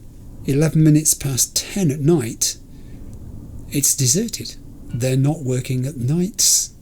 That's a beautiful float. I wonder which of these floats we've actually got to put the hack on it, ready for us to take use of it, or for Takamura to be able to leap on board it when he decides it's the thing he wants to do.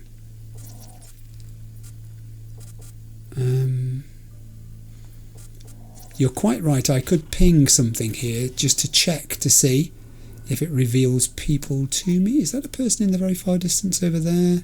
If it is, they're too far away for me to actually do anything about. Obviously there are things I can overload. I'm not sure I'm going to be able to attract enemies to those. The interior is virtually deserted. That's a good thing, because that's where my target is. It's going to be in there. Have a feeling the exterior is not going to be the same story. Oh, heaven above, will you look at that lot. I have just found a whole load of recruits. Now, here's the thing. They are so close together that if I was to put contagion on them, I could take 6 of them out in one go, maybe 7. But I haven't finished scanning, and are they going to stand there long enough for me to return to do that? Oh, hang on. Do I take a risk and go away and come back? Let's be very quick. There's another one. They're still there at the moment. There's another one. 1, 2. I see too many legs. There's another one. We've done well. We've caught a lot of them. We may not get all of them, and I'm not going to even try. Even pinging could now take up time that would mean I would miss being able to launch an attack on them. I'm whizzing through these now. I really want to... There's one. Or is that the gate opening? That's the gate. The dude who was there seems to have wandered away. That could be him there. Maybe he's walked around the corner. In which case he's derelict. He's left his post. This is the area where the main entrance is. Again, I'm not picking up anyone new. I think I'm going to have to do this quickly now, or I'm going to lose the opportunity to do it.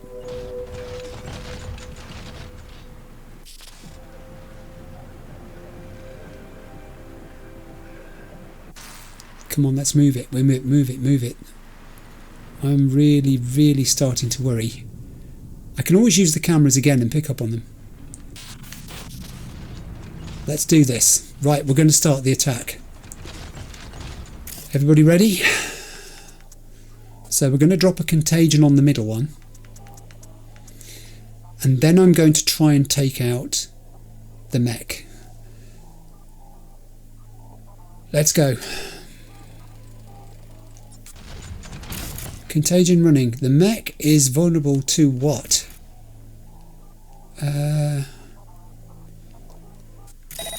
Come on.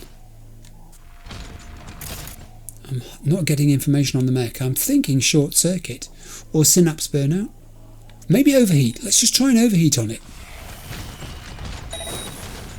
Did that do anything? These guys are suffering. This guy can have an overheat because I've got spare RAM. Right, did we do any damage with that contagion? Yes, we're starting to lose people. Not enough, mind. He's gone. He's gone. They have not gone. That one's going too. Right. The mech is standing still. Short circuit. Let's try one of those on it. Oh, we may be in trouble here. I'm going to put an overheat on that one to kill him. And we've been detected. Oh, God, there's somebody running that way. Overheat. Didn't see you. Don't you go looking for me. This thing I've got to get rid of. Short circuit again. I'm going to run out of RAM. It's moving out of position. I won't be able to see it. They found me. This was going to happen. It's okay. This was going to happen. Don't panic. Don't panic. Now, you've got weapons. Let's use them. You were saying a moment ago that your sniper rifle would not be of use. Maybe that was wrong. Maybe that was wrong. Careful though. Dare I risk a grenade? Would it even reach from this distance? I'll try it. I'm throwing blind because I can't see where it's going to land. It may even explode before it hits the ground. They're on a kind of timer grenades. Ooh, hit him but didn't drop him. Ouch. Ooh, that's very hurty. Hey, where are you going? That was cheeky. Coming outside the establishment. I could actually get a little lower down here and use some more cover. All right. You will take no further part in this shortly. Come on, we can do better. Ow, I'm being hit. That one's gone. That's it. One at a time. I'll do them one at a time. I don't mind. That one's gone. Arasaka reinforcements are here. They are? How do you know this? He's monitoring comms. He said he'd be looking at comms. He did say that. Oh, that's them landing. Oh, good lord. I have made a cock up. A cock up. It's good of him to use that expression, isn't it? It's quite a westernized expression. Right. Oh my heaven. They're shooting from on high. They're not going to get me from up there. What are you doing? Is that coming looking for me? Please don't say that's coming looking for me. It is coming looking for me. Can I attack it? I can't. I'm going to have to be careful here. I have bitten off maybe more than I could chew. There are buildings here. There is a railing I could jump over, but I'm not entirely sure it would be safe to do so. Are there any other cameras I can take control of from where I am? There are no cameras at this end of the facility. Helpful. I very much need that camera back so that I can do some more quick attacks. How close do I have to get control of that camera? That is a big, big question. There's my camera. We're back in. I can afford to back up a little bit and still have control. Oh ho. Okay, quick. Let's do a quick change. It's the outside cameras I need, not the inside ones. Right, let's put an overheat on this. This thing worries me greatly. Look how it's moving that vehicle. This guy can just take an overheat and die. Then I don't have to worry about you. But the mech has got me concerned. Short circuit again. Yes! You really... What have I done? What? That I dropped them? You are truly mad. I'm not mad. I'm fighting to stay alive. They're trying to kill me. What do you want me to do? Let's use the cameras. That's what the cameras are for. That's just an ordinary citizen who's about to get caught up in this. It's a patrol officer from NCPD. Oh boy, are you in the wrong place at the wrong time. Outside cameras. Clicking right takes me to the inside cameras. It's the outside ones I need. Okay, here's another one. I'll take them one at a time. I really don't mind. That range is gone. There are two more here. Let's put a contagion on them. They can hurt each other. Oof, this is stressful. What happened to all the reinforcements who landed? Is this them? Or is this still the original crew who are guarding this place? They're gone. That trace should be gone with them. There's a guy over there, but I can't really see him particularly at the moment. Maybe if I change camera view, I will get a better look. That's a very narrow view, that one. Where was he walking to?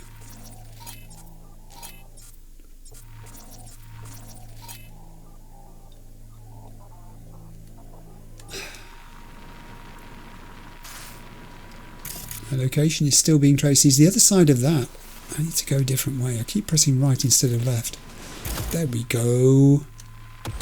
Okay. Now the turrets. For the moment, I'm just going to overload them. Just to take them out for a short time. Right, okay. So it's dropped me out of having control because of the turrets. They're essentially what did that to me. What I want back is camera control. Okay, we're in. Now, let's see what there is we can see here. This area we know we've sort of cleared, although there is someone in there by the looks of it. There is, but he might be inside a building and that one the same, and therefore maybe I can get that one though. Take an overheat. Gotcha. Can I get you now?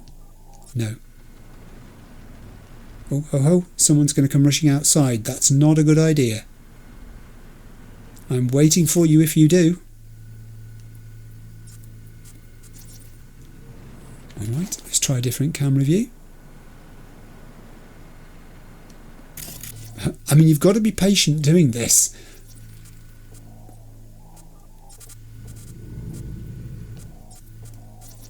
I mean, I could try a ping, but I don't know that it's going to reveal that much. There's a guy over there, but I think he's in a building and I can't see him.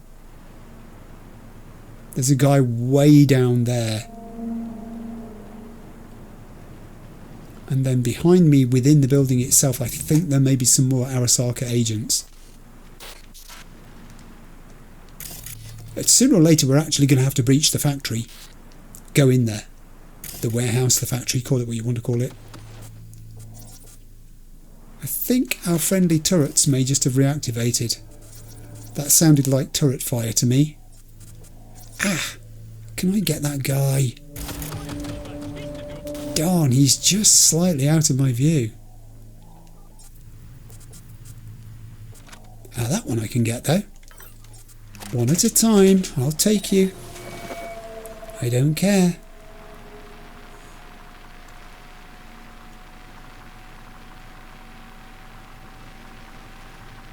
Anything moving? Nothing much. Apart from you, who literally I didn't even know existed until this moment. But I do now. Yeah, that's not going to be a good result for you, is it? You're gone. And I thank you in advance for the resources that you're going to leave behind when you go. Someone in the comments pointed out that when bad guys die, if the bodies disappear, the game leaves you behind a sort of goodie bag of the things they were carrying. I think I first encountered this on the upper levels of the drone establishment in the last episode, because I killed some people and it was ages before I actually got to their bodies, and there were these little bags, little goodie bags, quite decorated too. They're rather nice looking things. Something you might take your lunch in to work, maybe. Okay, we're indoors again. I am going to pop out. It's time to be brave. Right, now the turrets are going to go because I've had enough of them. They're way down there. They can't shoot me yet. They can't even see me yet. I'm leaving the camera system alone for the moment. It's not a concern. What is a concern is getting some cover while I might have to use vehicles to do it. Got me a little bit of cover while I get myself down here. I was about to say, alright.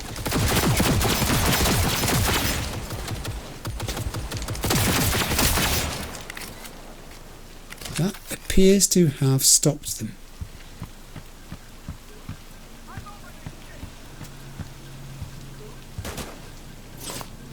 There's a dude here. I'm not sure how easily I can shoot him through what he's cowering behind. Yes, I can, with my charged tech weapon. Got him again. That's going to hurt in the morning. Oh, you're going to need to lie down. He's gone. He is lying down. I told him he would. It's good for you. Well done. Oh man, here's another one. This guy's slightly better featured, because we do have grenades. And he's gone. No, he hasn't. Has now. Very nice. Oh, look how that reloads. Isn't that neat? That was very good. Okay. I really don't know. I really don't know what I'm meant to be doing. Oh. As long as they're going to come at me from the inside of the factory area, the warehouse area, I'm not too concerned. There are many ways that I could take control of cameras and things here. Hey! He's down. That must be the guy who was calling out to me. Bodies have been found. That's okay. You are an easy target when you step out. I know that. Do you think I don't know that? Even I see you now. Why, where are you? Where is he? I don't know where he is. I do know that I can now gain access to... Good. Now try to enter the warehouse. I have a route to the warehouse. Draw their attention away. Excellent, thank you. Please do that. Over and out. Open the door. Let me in. Had it right. Got an access point to the security systems. Fantastic. Excellent. I am also making progress. Good.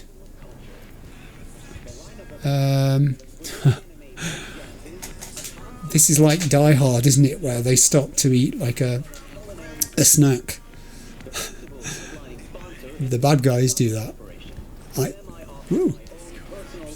We have stairs. Good to know. What do we have here?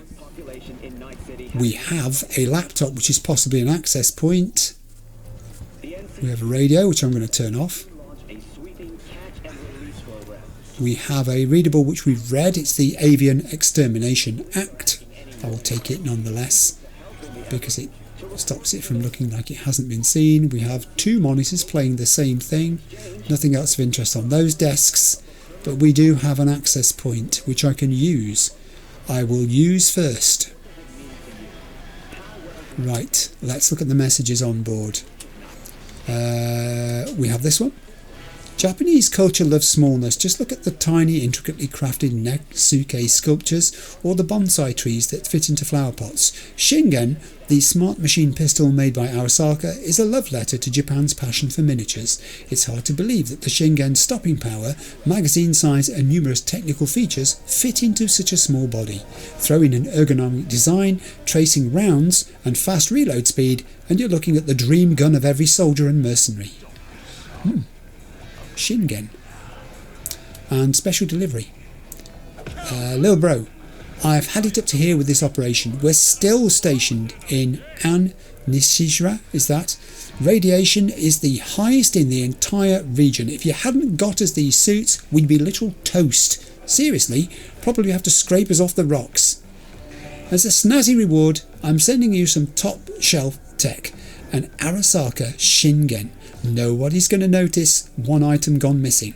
Transport leaves tomorrow. Check container 667. Lovely little man.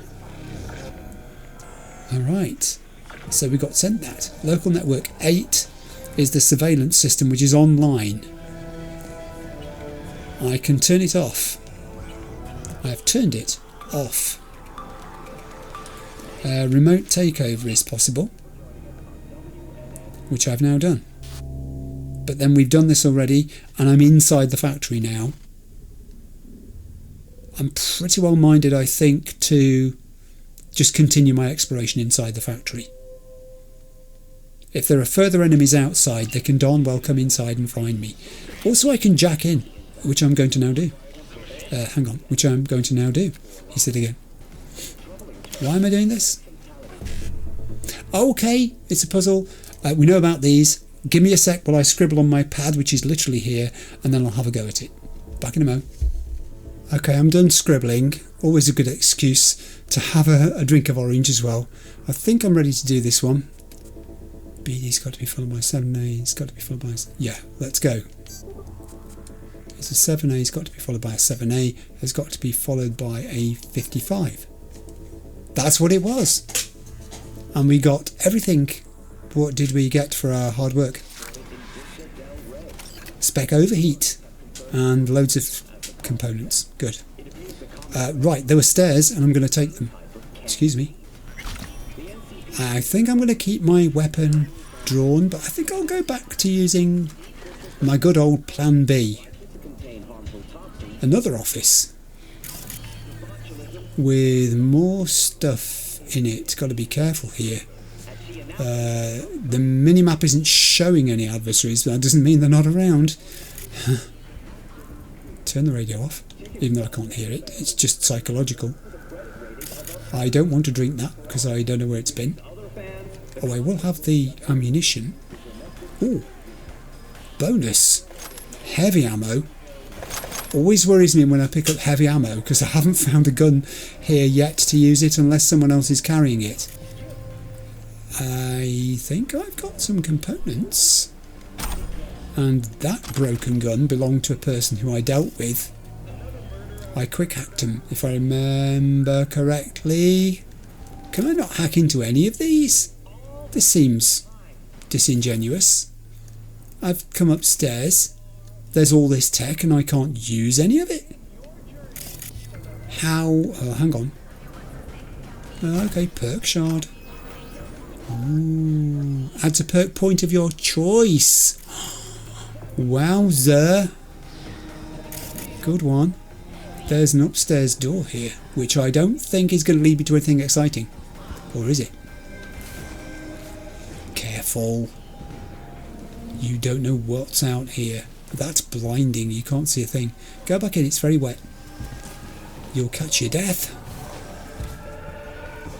I am going to return down the stairs. I'm going to... No, I don't want that. I'm very tempted to do that, but I'm not going to. I'm going to... Can't force open that door. I've just found a sub-level, which I did not spot originally. Alright. What's all this about?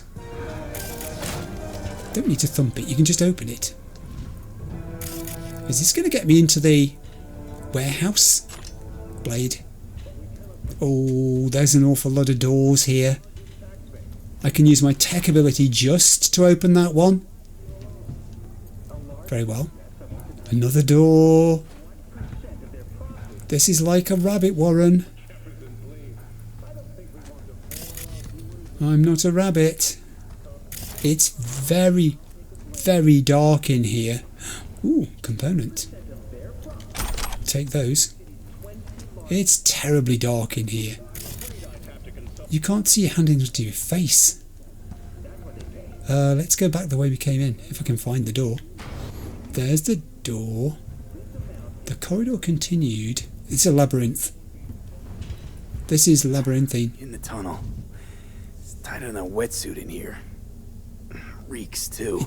Does it? You will have fresh air once you reach the warehouse area. Good, because I'm heading that way, vaguely, because it is literally quite confusing the way it snakes backwards and forwards on itself.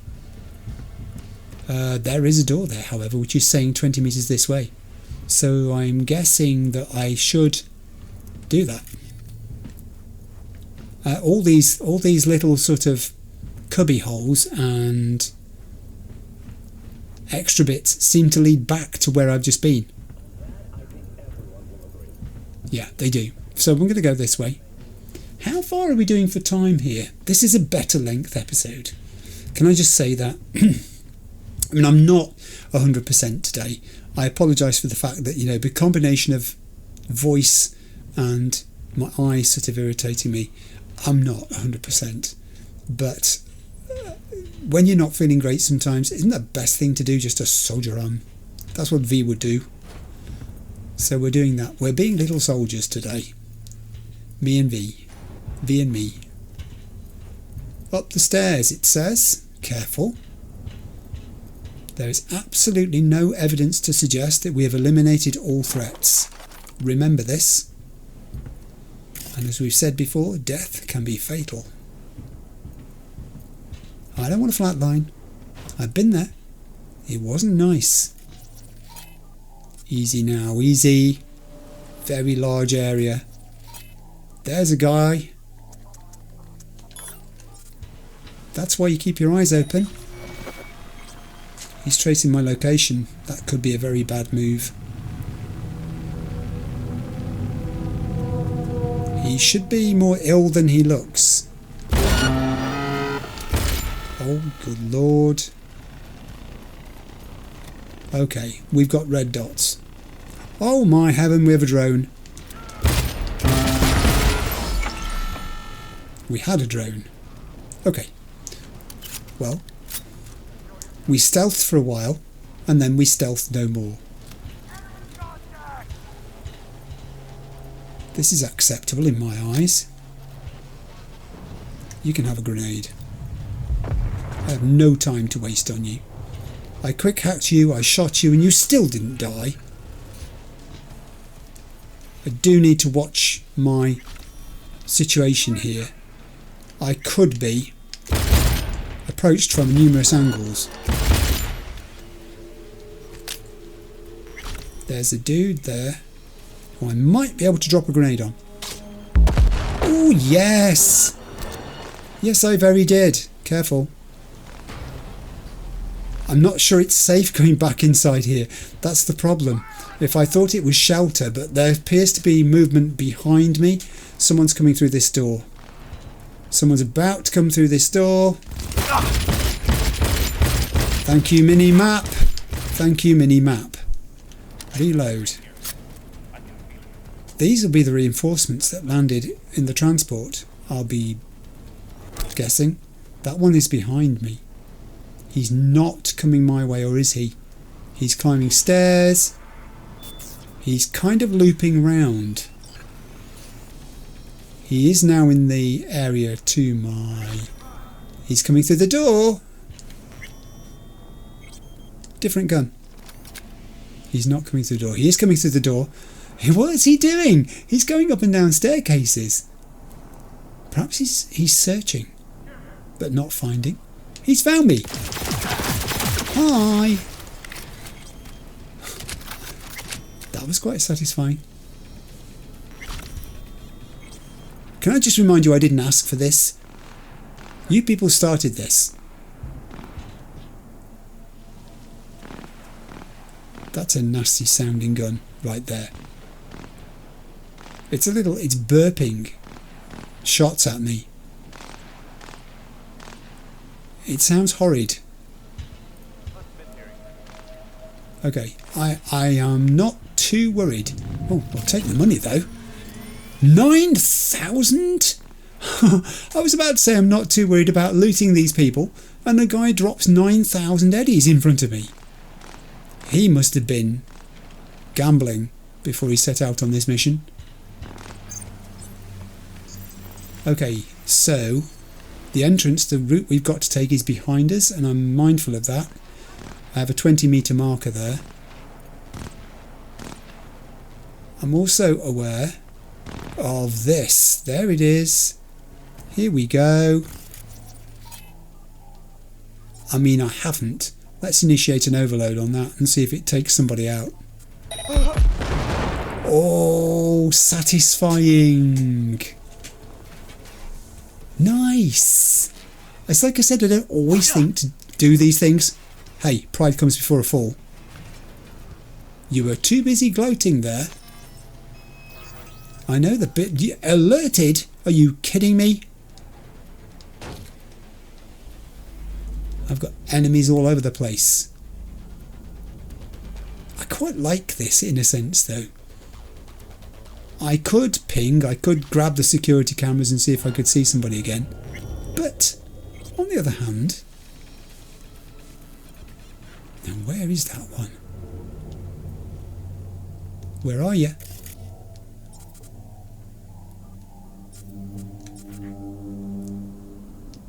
Okay, let's make a move.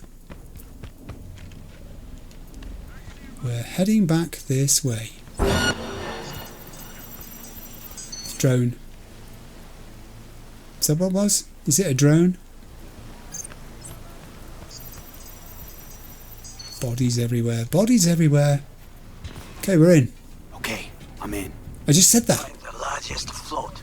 They are controlled from inside. Roger. That tech. It could be an ordinary terminal. Gotcha. Take camera control. Good. I'll reach the control room and make a terrible mess. Very well. I am ready. That didn't take you long. When you finish, I'll make the system sick. Great stuff. Hack the float. But first, let's deal with some of these guys who came in from the transport to try to spoil my day. I thought there was someone moving down there, and now I'm not sure there is. I quite like the limited use of surveillance here. You see a shape like that and you think, is that a person? And it's sometimes quite nice just to zoom in or look around and think, I don't know. It adds a little sense of mystery and danger to it. I quite like that. Combat does stress me out, but situations like this, when you're using your wits and finding these people one at a time and tackling them, is really quite satisfying. There's another one. All you guys came in on those transports, I'm betting, because you were not in this area when I first looked. You're all waiting to make my day bad. Come on. When you're quite finished. Being dramatic. There's another one. And I'm not even pinging them. I'm literally just looking around, watching for movement, and then scanning, identifying, and attacking. And generally speaking, one is enough. I'm going to have to pop out of surveillance in a minute though, because I've been detected. They'll be honing in on me. Haha. Hi there. Die there. Not die there, but you know what I mean. It's the equivalent. It incapacitates them for future combat. I think I'm being quite kind. I mean, some of them are being really good in the poses they're adapting to mark their demise. That's the area where the floats are. They were defending it quite heavily. That looks like a bad guy. Pretty sure. Just haven't got the right camera to get to them at the moment. And maybe not anything near them that I could use to... Oh, he's thoughtfully walking into view. Hi. Good to see you. Have one of these. Don't mention it. Oh, this is so satisfying. He's going. He's going. He's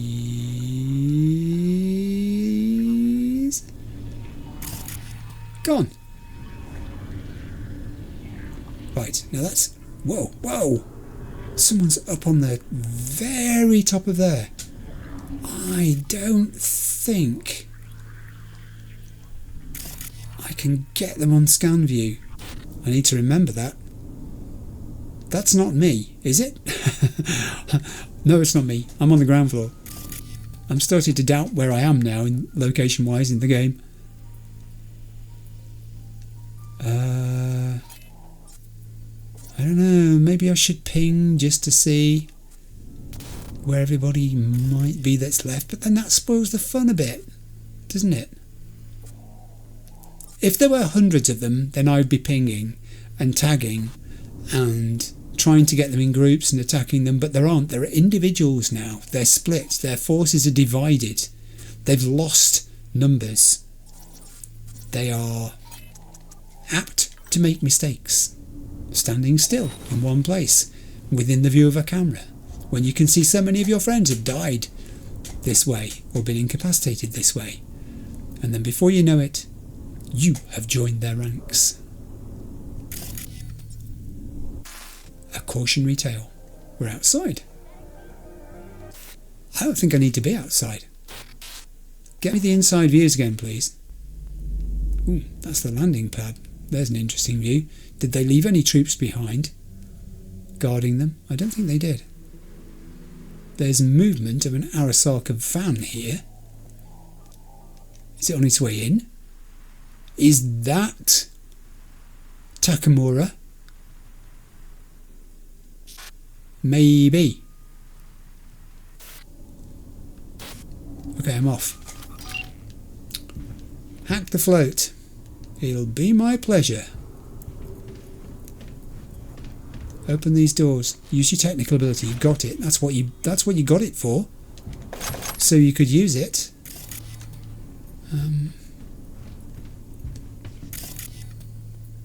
We're going in. This is it. Do not get scared now. Yeah, I know. The float's over there, I know.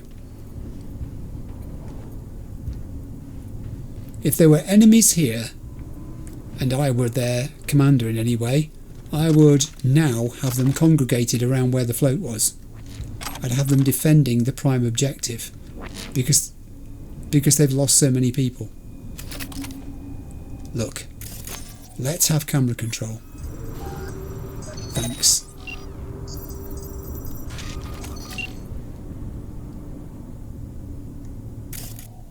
Good. I mean, I could turn them all off, but, you know, in a sense, like I said, it works to your advantage because if they spot you, they come for you. They come to you, which is a good thing. Okay, now I might have a problem here. Do I? Do I have a problem here? Is there any way for me to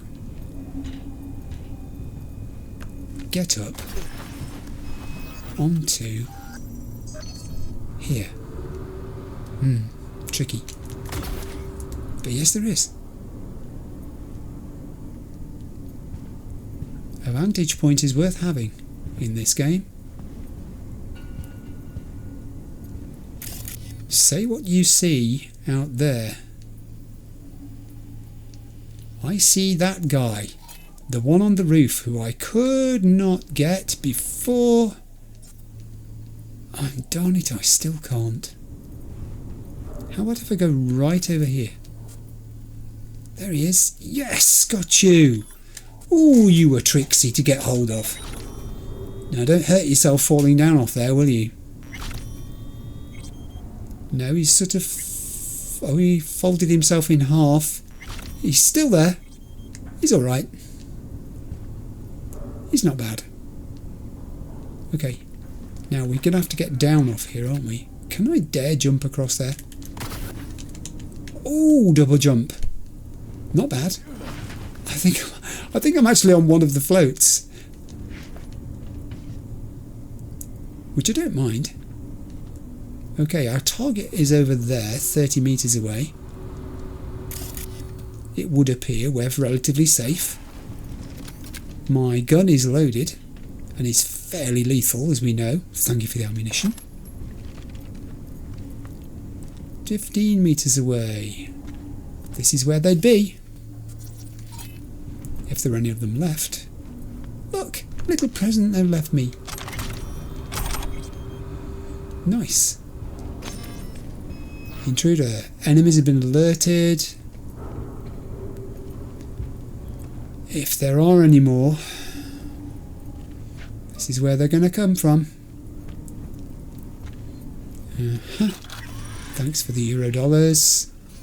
Not many of them, mind, but thank you anyway. Don't want that. Do want this. Do we install the software now? We do. Do it. Oh. Tracing my location. Float's ours to do with as we please. You can fly to Tokyo if you want. Haha, I just may do that. Good work. Thank you. Now it is my turn. Can you see? Terrible chaos. Even the roof is slowly. Me, the roof. That is your will. There are buildings around, smaller ones. Use them to come down. Uh-oh. Uh-oh. We have a problem. Get some height, quick. Get some height.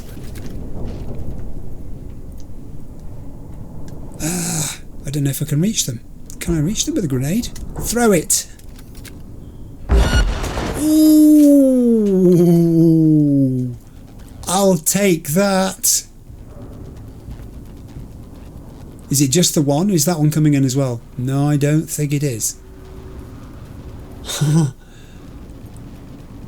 Okay. Yes, I'll take that. I'll go and have a look at that. Do we have another one? Drop your weapon and show yourself. Ah, they're not the only ones around. That one still survived. Ooh, I didn't throw very well. I just threw a really good grenade and now I threw a rubbish one. Okay, let's play. Let's play.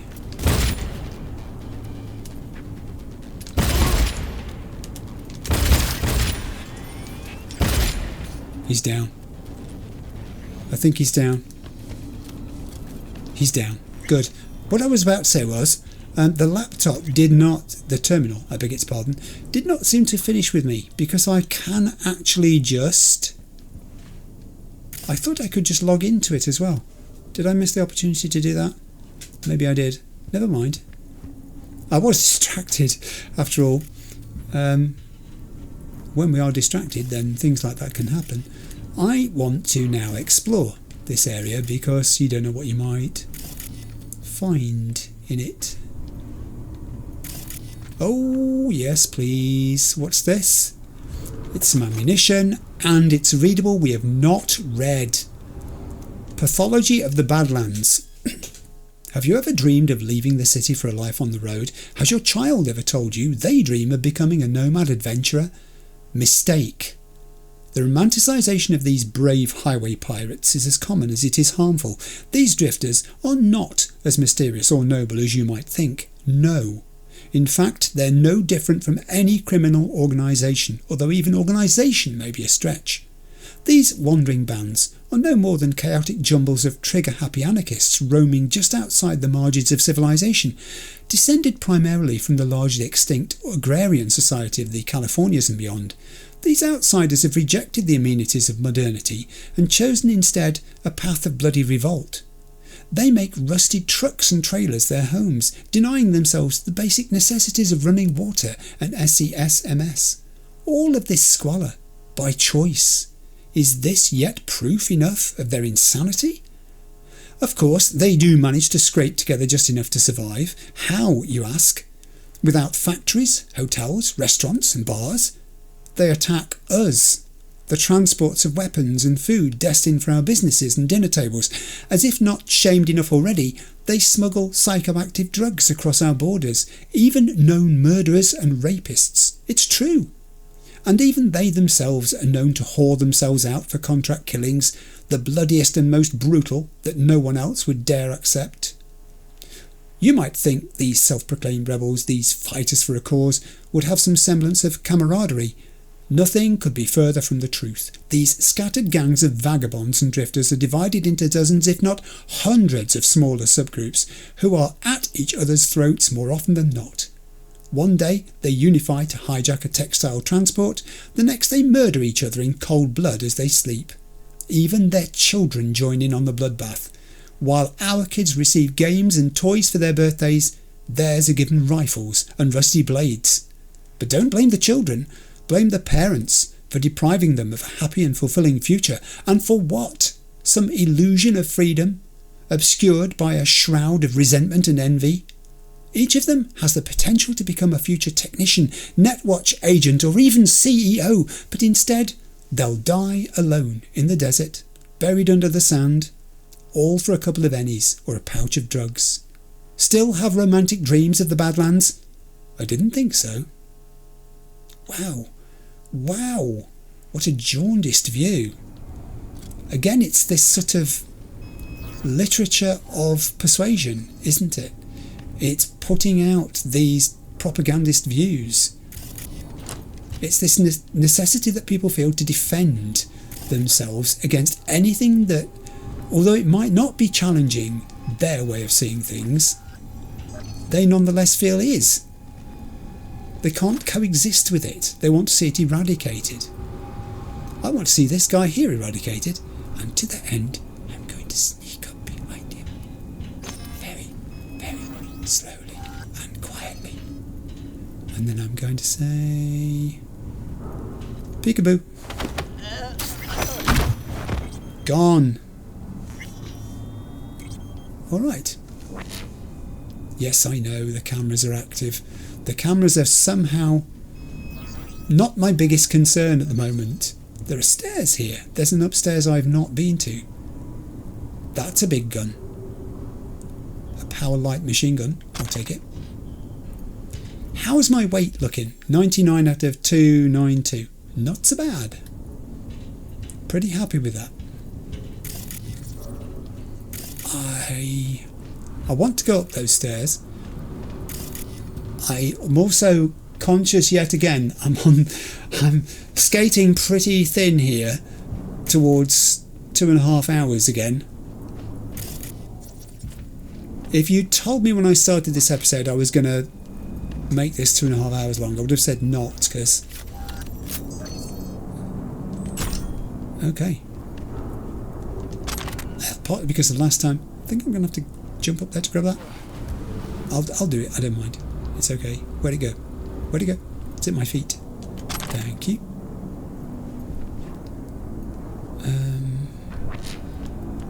Takamura suggested that I climbed out of here to escape. This disturbs me somewhat, and I can't think why.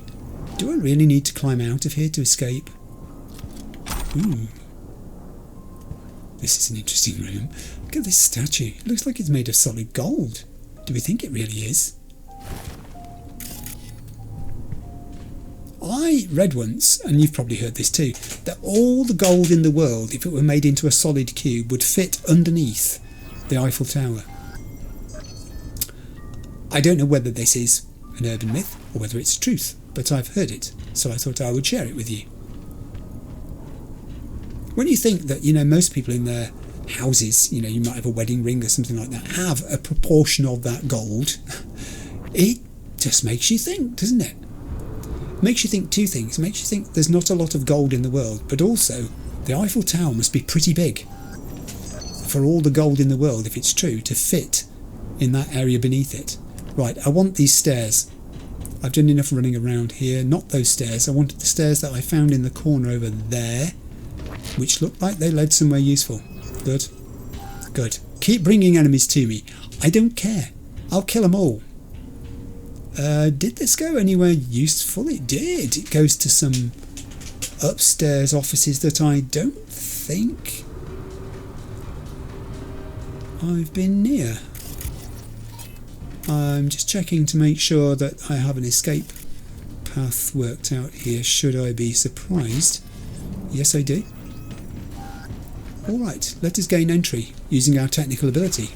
Only an 8 was required. Pitiful. Oh, we have read that one. It's the biography of Hanako Arasaka. I enjoyed that, actually, that biography. It taught me a bit about her. We still haven't properly met the girl. And I think we need to. We can use this. I'll use it. It has messages. Okay. HJKE11 Yukimura. Back in the day, soldiers had to go through weeks of combat training. Crazy, right? Nowadays, smart guns can automatically lock onto targets and fire homing rounds. All you need are the right implants. It was a pistol that started the smart revolution, the Yukimura, issued in the 2040s by Arasaka.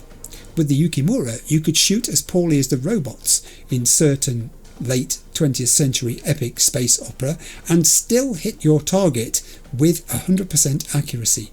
Even now, over 30 years later, the Yukimura is still considered one of the best handguns ever made.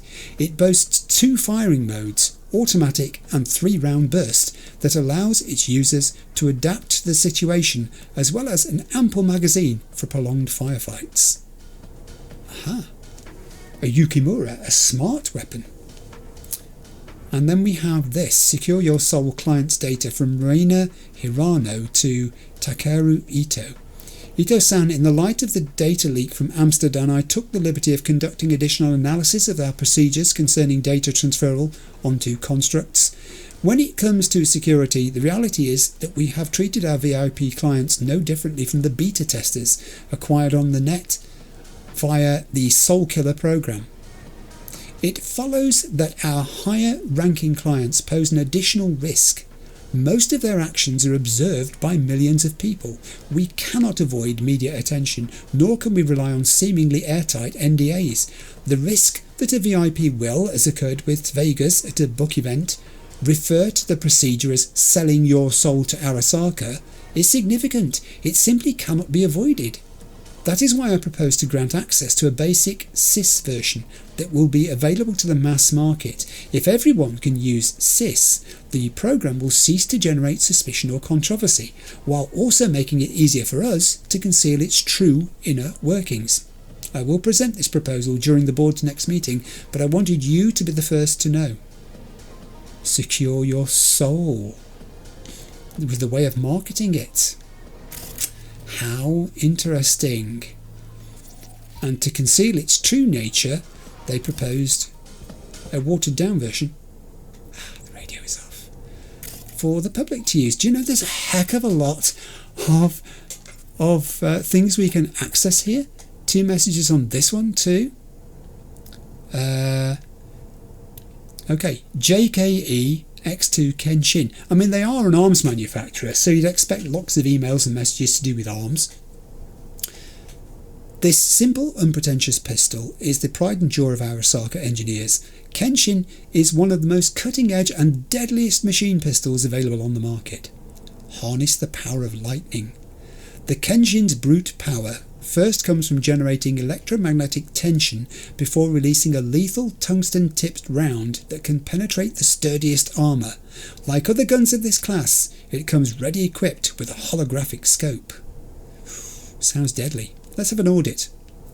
Department of Operational Oversight to Takamoto Masuda. Following the evidence that has been collected, the Department of Operational Oversight has decided to take immediate necessary measures. Employees of all sub-managerial rank shall be interrogated, and those guilty of sensitive data breaches from Arasaka Industrial Park shall be brought to justice. Knowledge of these measures are to be restricted solely to management. Okay, people had been talking, and they couldn't allow that. And they didn't know what was coming. But it was coming. I think I've done everything mostly up in this first office, but there was a second office I did spot, so I will head there. There's a body out there. I'm not going backwards for bodies. I'm moving forwards, because as I said, you know, we are heading towards, I don't know what time. I have made myself look at the clock in this episode. I've probably looked at the clock more in this episode because I didn't look at all in the last one. Oh, we've read that, what really happened in Arasaka Tower. That's a shame because that was a really good shard. I like that shard. I'll have that. Many thanks for the tier 4 components. I'm collecting tier 4 as fast as I very can. The Foodie Guide to Night City. We've read that one too. Oh, this room. It's in the food preparation area, so that makes sense, doesn't it? It's where someone would have left it, had they been reading it. We have a laptop, which I can use. 2 messages. Again, I need your help. Oh, I think... Well, this is another begging letter, but I'm not sure if we've read this one. Dear Good Samaritan, I am desperate for your help. My name is Levisa Kaukinen. I recently lost my job as a custodian at Euro Business Machines because I was in a horrible accident last May. Now my implants are no longer compatible with my nervous system. I lost function in both legs, right eye and my left hand. Surgery is too expensive for me. My daughter is very ill and my new baby is blind and deaf. I think we may have read this one. It is my dream to show her the world, but I know I cannot afford treatment for both of us. I humbly ask you for a small donation to buy new Kiroshi eyes so that my little angel can see her mother and sister for the first time. I will not forget your mercy and generosity, Levisa. And then we have another ad, I think. Okay, this is the Masamune. I'm going to mince this name. HJSH18 Masamune. The Masamune is not just a rifle, but a work of fine art. Designed in the 50s and manufactured from the best, most resilient materials, the Masamune is great for all conditions while also being surprisingly light. Every single one of the Masamune's elements, down to the tiniest screws and bolts, were quality ensured by a legion of Arasaka engineers, and you can feel it. Not only is it light to handle, but it's intuitive to use, even for first-time users. That's me. And to top it all off, it comes with state-of-the-art software and holographic sights and a 3-round burst mode. Yeah, we've seen that advertised before. There's quite a lot of that around in your advertising material. I think we're done in this office too, so we may now proceed in the direction of this door and open it to enter this area, which is the bottom end of that corridor that we could have walked down there. Yeah, it is. Good. We have done that. There's some bits here that we can loot. A cube. You never know when you might need a cube. Some ammunition of various sorts. Always good to top that up.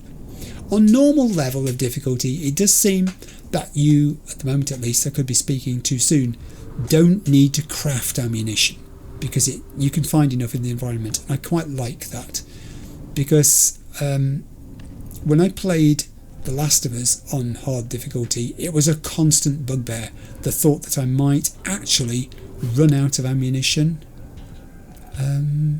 Should I continue here first? I don't think I've been everywhere here yet. I think I'll go back up there in a moment. I am conscious that my exit is actually pointing the other way completely, but I've only got to get outside. It says leave the park. It doesn't tell me how I've got to leave the park. Don't do that. The thing might go boom. It just says to leave it. I just don't want to miss anything else here particularly. Someone's dropped weapon. That would suggest I've not been this way, because I would surely have seen that and picked it up had I been. Wouldn't you think? Even me, given my proclivity for missing things, would have spotted that, and probably that too, had I been down this side. And there's a readable there, but it's one that we have read. What you slot is what you got. I have indeed read that before. I'm thinking we'll continue down this side, and then I'm going to try and get myself out of here. But I'll go and have a look up that ladder and go back down into that office area. Yeah, we've been here. I'm pretty sure I've been here. This next desk will tell me if I have. Yes, we have. There is a gantry there, which I probably have not been up and maybe should. Let's just go and take a look. I'm not expecting to encounter anything untoward here. It's more of a vantage point thing, I think, than anything. Although, weapon. Thank you. There used to be someone there. Roof area. It's absolutely pouring, and I'm not going to go out there. Hey, let me back in. And we've kind of reached the end. Right, so I'm going to go back on myself. I know, I'm not worried. Hey, let's do some parkour. Over the top of that, I will use the ladder, because that's what you're supposed to do, not just jump down them. And then we'll backtrack to the other ladder, which was down here.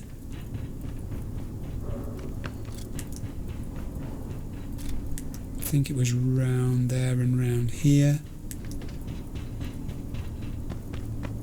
Am I making this up? No, I'm not making it up. Here is my ladder. I might be going up to come down here, and it doesn't really matter, because this staircase does take me down. I do realise this, but it may gain me entry to somewhere I've not been, I'm thinking. Possibly. Maybe. Have we been in here before? I don't think so. Jack in. Messages 2. Alert, you've been attacked. We know that one, yes. But what's this? The Arasaka Nawaki. This classic rifle, manufactured at the dawn of the 21st century, possesses a unique shape, design and colour scheme that delivers one clear message to enemy targets and competitive rivals alike. I am death incarnate. With its sharp angles, raw steel build and a trigger that just begs to be pulled, one look of it is often enough to send street punks running scared from Arasaka's agents, as if they didn't already have good reason. Even today, more than half a century after its conception, this rifle commands respect on the battlefield and on the city streets. Of course, flashier weapons with new features and higher rates of fire have been invented in that time, but in skilled hands, Nawaki remains a dominant force to be reckoned with. Thank you for that. And now, I'd like to leave the building. Do you have a door I could use? Yes, you do. Right, I've got to get out of here. My exit is 45 metres that way. I probably have still got a few resources that I could pick up from around this area. I love the way he spins his gun round in his hand sometimes like that. I'm not even sure how I do it, if I'm honest. He just seems to do it. This was the mech that went down. You got any juicy resources for me? Tier 2 components. I can't begin to tell you how disappointed I am. I can get better than that over here. Ah. Yeah, I mean, there's loads of stuff around. There are weapons. There are bits of everything that people dropped when they were taken out. Resistance is futile. Okay, stop. I don't want to have to do this to you, but you made me. Where did you come from, by the way? I'll finish you off. There we go. That just goes to show you, doesn't it? It had gone very quiet. I'd been wandering around, minding my own business. But the cameras, of course, were still active. And still pinging away. I thought I went into this building when I first arrived. Did I not? I believe I did, because the snacks are still there. And we made the joke about Die Hard. And I hacked into the laptop and I went through that door and got wet. So, okay. Out of it. Steady now, steady. You were sleepwalking there. Concentrate your mind! Okay. Not everyone's gone. I do have a running target. Just there. I'm thinking a grenade will do my job. And that was the end of you. Before you could do me any more harm. I thank you for your contribution.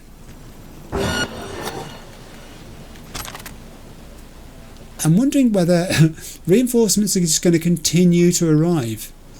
Arasaka is a very big corporation. Potentially, it has many such people.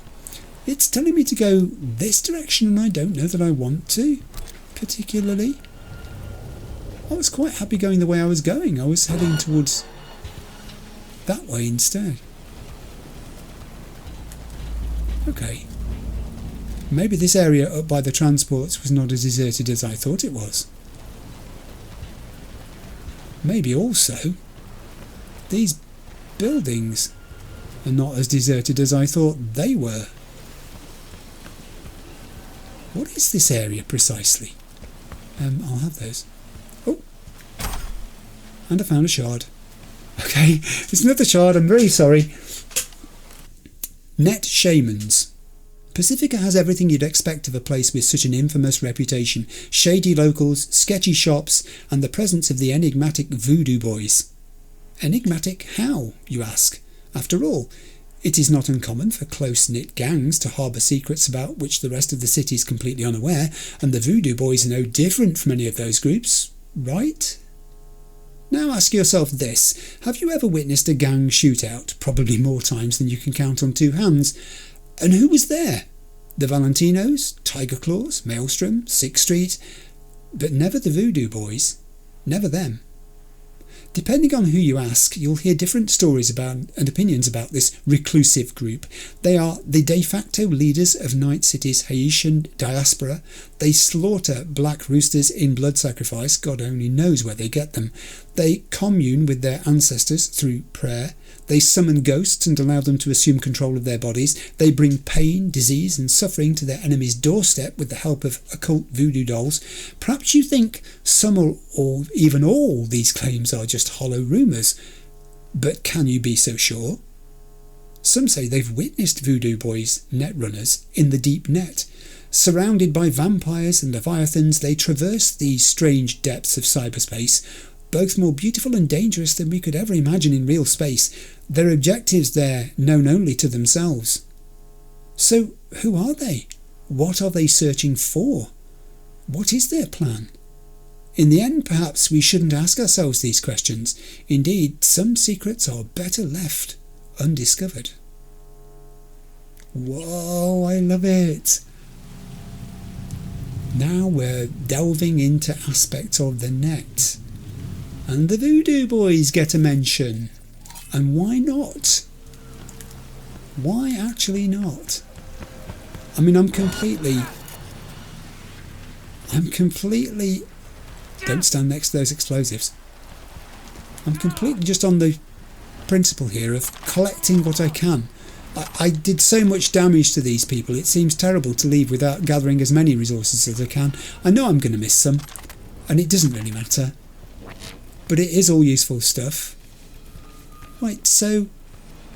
now I want to... Oh, hello. There's actually someone there. I could sneak up behind him. No, I can't. It's just a firefight.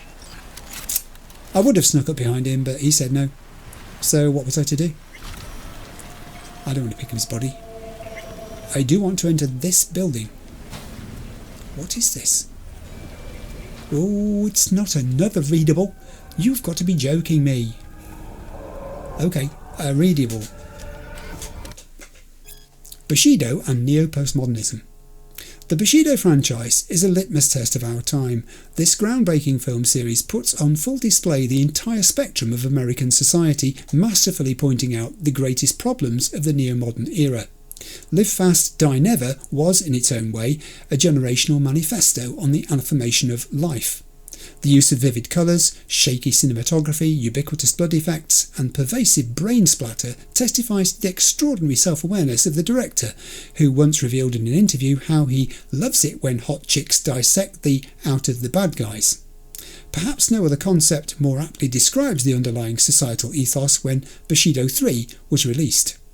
Especially worthy of note is the repetition in subsequent instalments of the implant bomb motif, through the prism of which the protagonist reinterprets reality. One example of this convention's flawless implementation appears in the latest film in the series, Bushido X, Fade to Black. The scene in which the powerful Guerrera disembodies the arm of Jake, as portrayed by the transcendent Tim Kelly, demonstrates in brilliant form the duality of the human condition. On the one hand, Jake loses his arm, his cybernetic arm, a symbol of both his tragic past and the ongoing techno-ontological conflict within his psyche. On the other, it's precisely due to this dismemberment that Guerrera is blown to bloody bits by a sensational explosion sequence, and the final disintegration of the antagonist's body into a blood spray of gore. How should this be interpreted? It's a metaphorical cry of deeply rooted despair, a manifestation of the personal transgression. This fragmentation of body could likewise be interpreted as a fragmentation of the individual mind, thus provoking the question, whose mind? Indeed, had everything the viewer seen of Jake's struggle been in fact a personified embodied fear, had he not been embroiled in epic battle with a vile monster, but rather only with himself, could the entirety of Jake's narrative been only a manifestation of some cyber-psychotic dream state? Among all the depth and nuance that has defined this franchise since its inception, only one thing is truly certain: Bushido has forever changed the world of cinema. Very deep review there. And now I need to jack into this and read a message. And it's about Arasaka Industrial Park, a maintenance logistics facility in Night City belonging to Arasaka. It's not only one of the largest depots in town, but a highly specialised all-in-one engineering park and workshop. Ever seen an Atlas AV with an Arasaka logo on the armoured hull? This is where such standard models arrive to be retrofitted with deadly upgrades. It only takes a few to simultaneously take off to wake up all of Arroyo. But for some time the district's inhabitants haven't been losing any sleep. The tightly secured facility is disconcertingly silent. Maybe it has something to do with certain special transport. Interesting. Oh look, resources. I want those. The facility has been silent, and the radio is going to be silent too. It didn't work. Sometimes when you turn the radio off, it turns off, and sometimes it doesn't. Oh, it's because they're watching TV. How can you have TV and radio on at the same time? That seems like overkill to me. Give me those. Thank you. This has been a heck of a facility to break into. Jack in. We've seen that one. We're jacking into ones we've seen. I think we can now leave this room. I think we'll go out through the door that we used to enter. What other door should we use? Alright, now I'm getting out of here. I'm gonna look around because I know Takamura said to go over the top, but I don't necessarily want to. I'm still finding stuff here from people that I dealt with earlier. All of these resources are worth having. That's the main gate. I could literally walk out of the main gate. So, shall we do that? Hang on a second. I don't think I've been in this room. Hello? Anybody about? No, but I haven't been in here.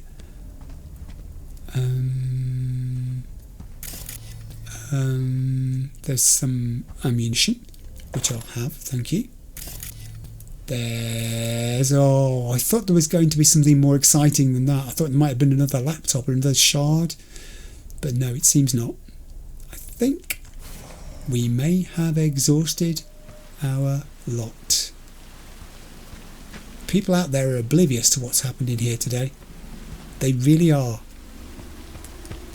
Did I go up to the far end where I was busy shooting those other guys earlier on in the episode at this gate? Yes, okay, camera. Hey, who are you? You're just making a delivery, you know, just dropping off some food somebody ordered. Don't worry about me. I have another door. I have another room. Arasaka Academy. We've read that one. I do have, however, another terminal. Let's use it. Message 1. Okay. Arasaka Shigure. Sometimes accuracy isn't all important. Sometimes all you want to do is spray lead and witness the havoc wreaked once the smoke is cleared. In that case, seek no further than the Shigure. This submachine gun from the early 21st century might be getting on in years, and it might not have the firepower of more recent models, but, and this is no exaggeration, it can unload more bullets in 1 minute than all of Arasaka's unprosecuted counts of tax fraud, meaning a lot. The way they advertise their wares is a thing, isn't it? They don't mind sort of bringing into their advertising blurb facts relating to their own dominance and impervious nature when it comes to certain things. Okay, I think that's it. I think I'm about to leave the facility. I believe I should exit by the main gate. I have earned the right to do this. Don't shoot me, turrets. You can't, because I took you out. We're out. Put your gun away. Leave Arasaka Industrial Park. It's been a blast. That's all I'm going to say. We're out. Work. Excellent work, B. Yes. Okay, what now? Now we retreat into the shadows and arm ourselves with patience. I will contact you before the parade. Until then, try not to get into any more trouble. As if I wasn't in enough already. Yes. Job complete. Give me danger. We've levelled up to 26. We've got 3 perk points too. And it's telling me to meet Panam at midnight, obviously. I just want to pop backwards. Oh, hang on. New job, play it safe. I'm not going to track that job at this point. It's talking to me about a lot of experience points that I've just been given. A lot of street cred experience points that I've just been given too. And if I pop out into here, it's yes, I've got 1 ability point and 3 perk points from that. And we've levelled up as well. Right, I'll be back with you in a second. So I'm not sure how long that episode will be.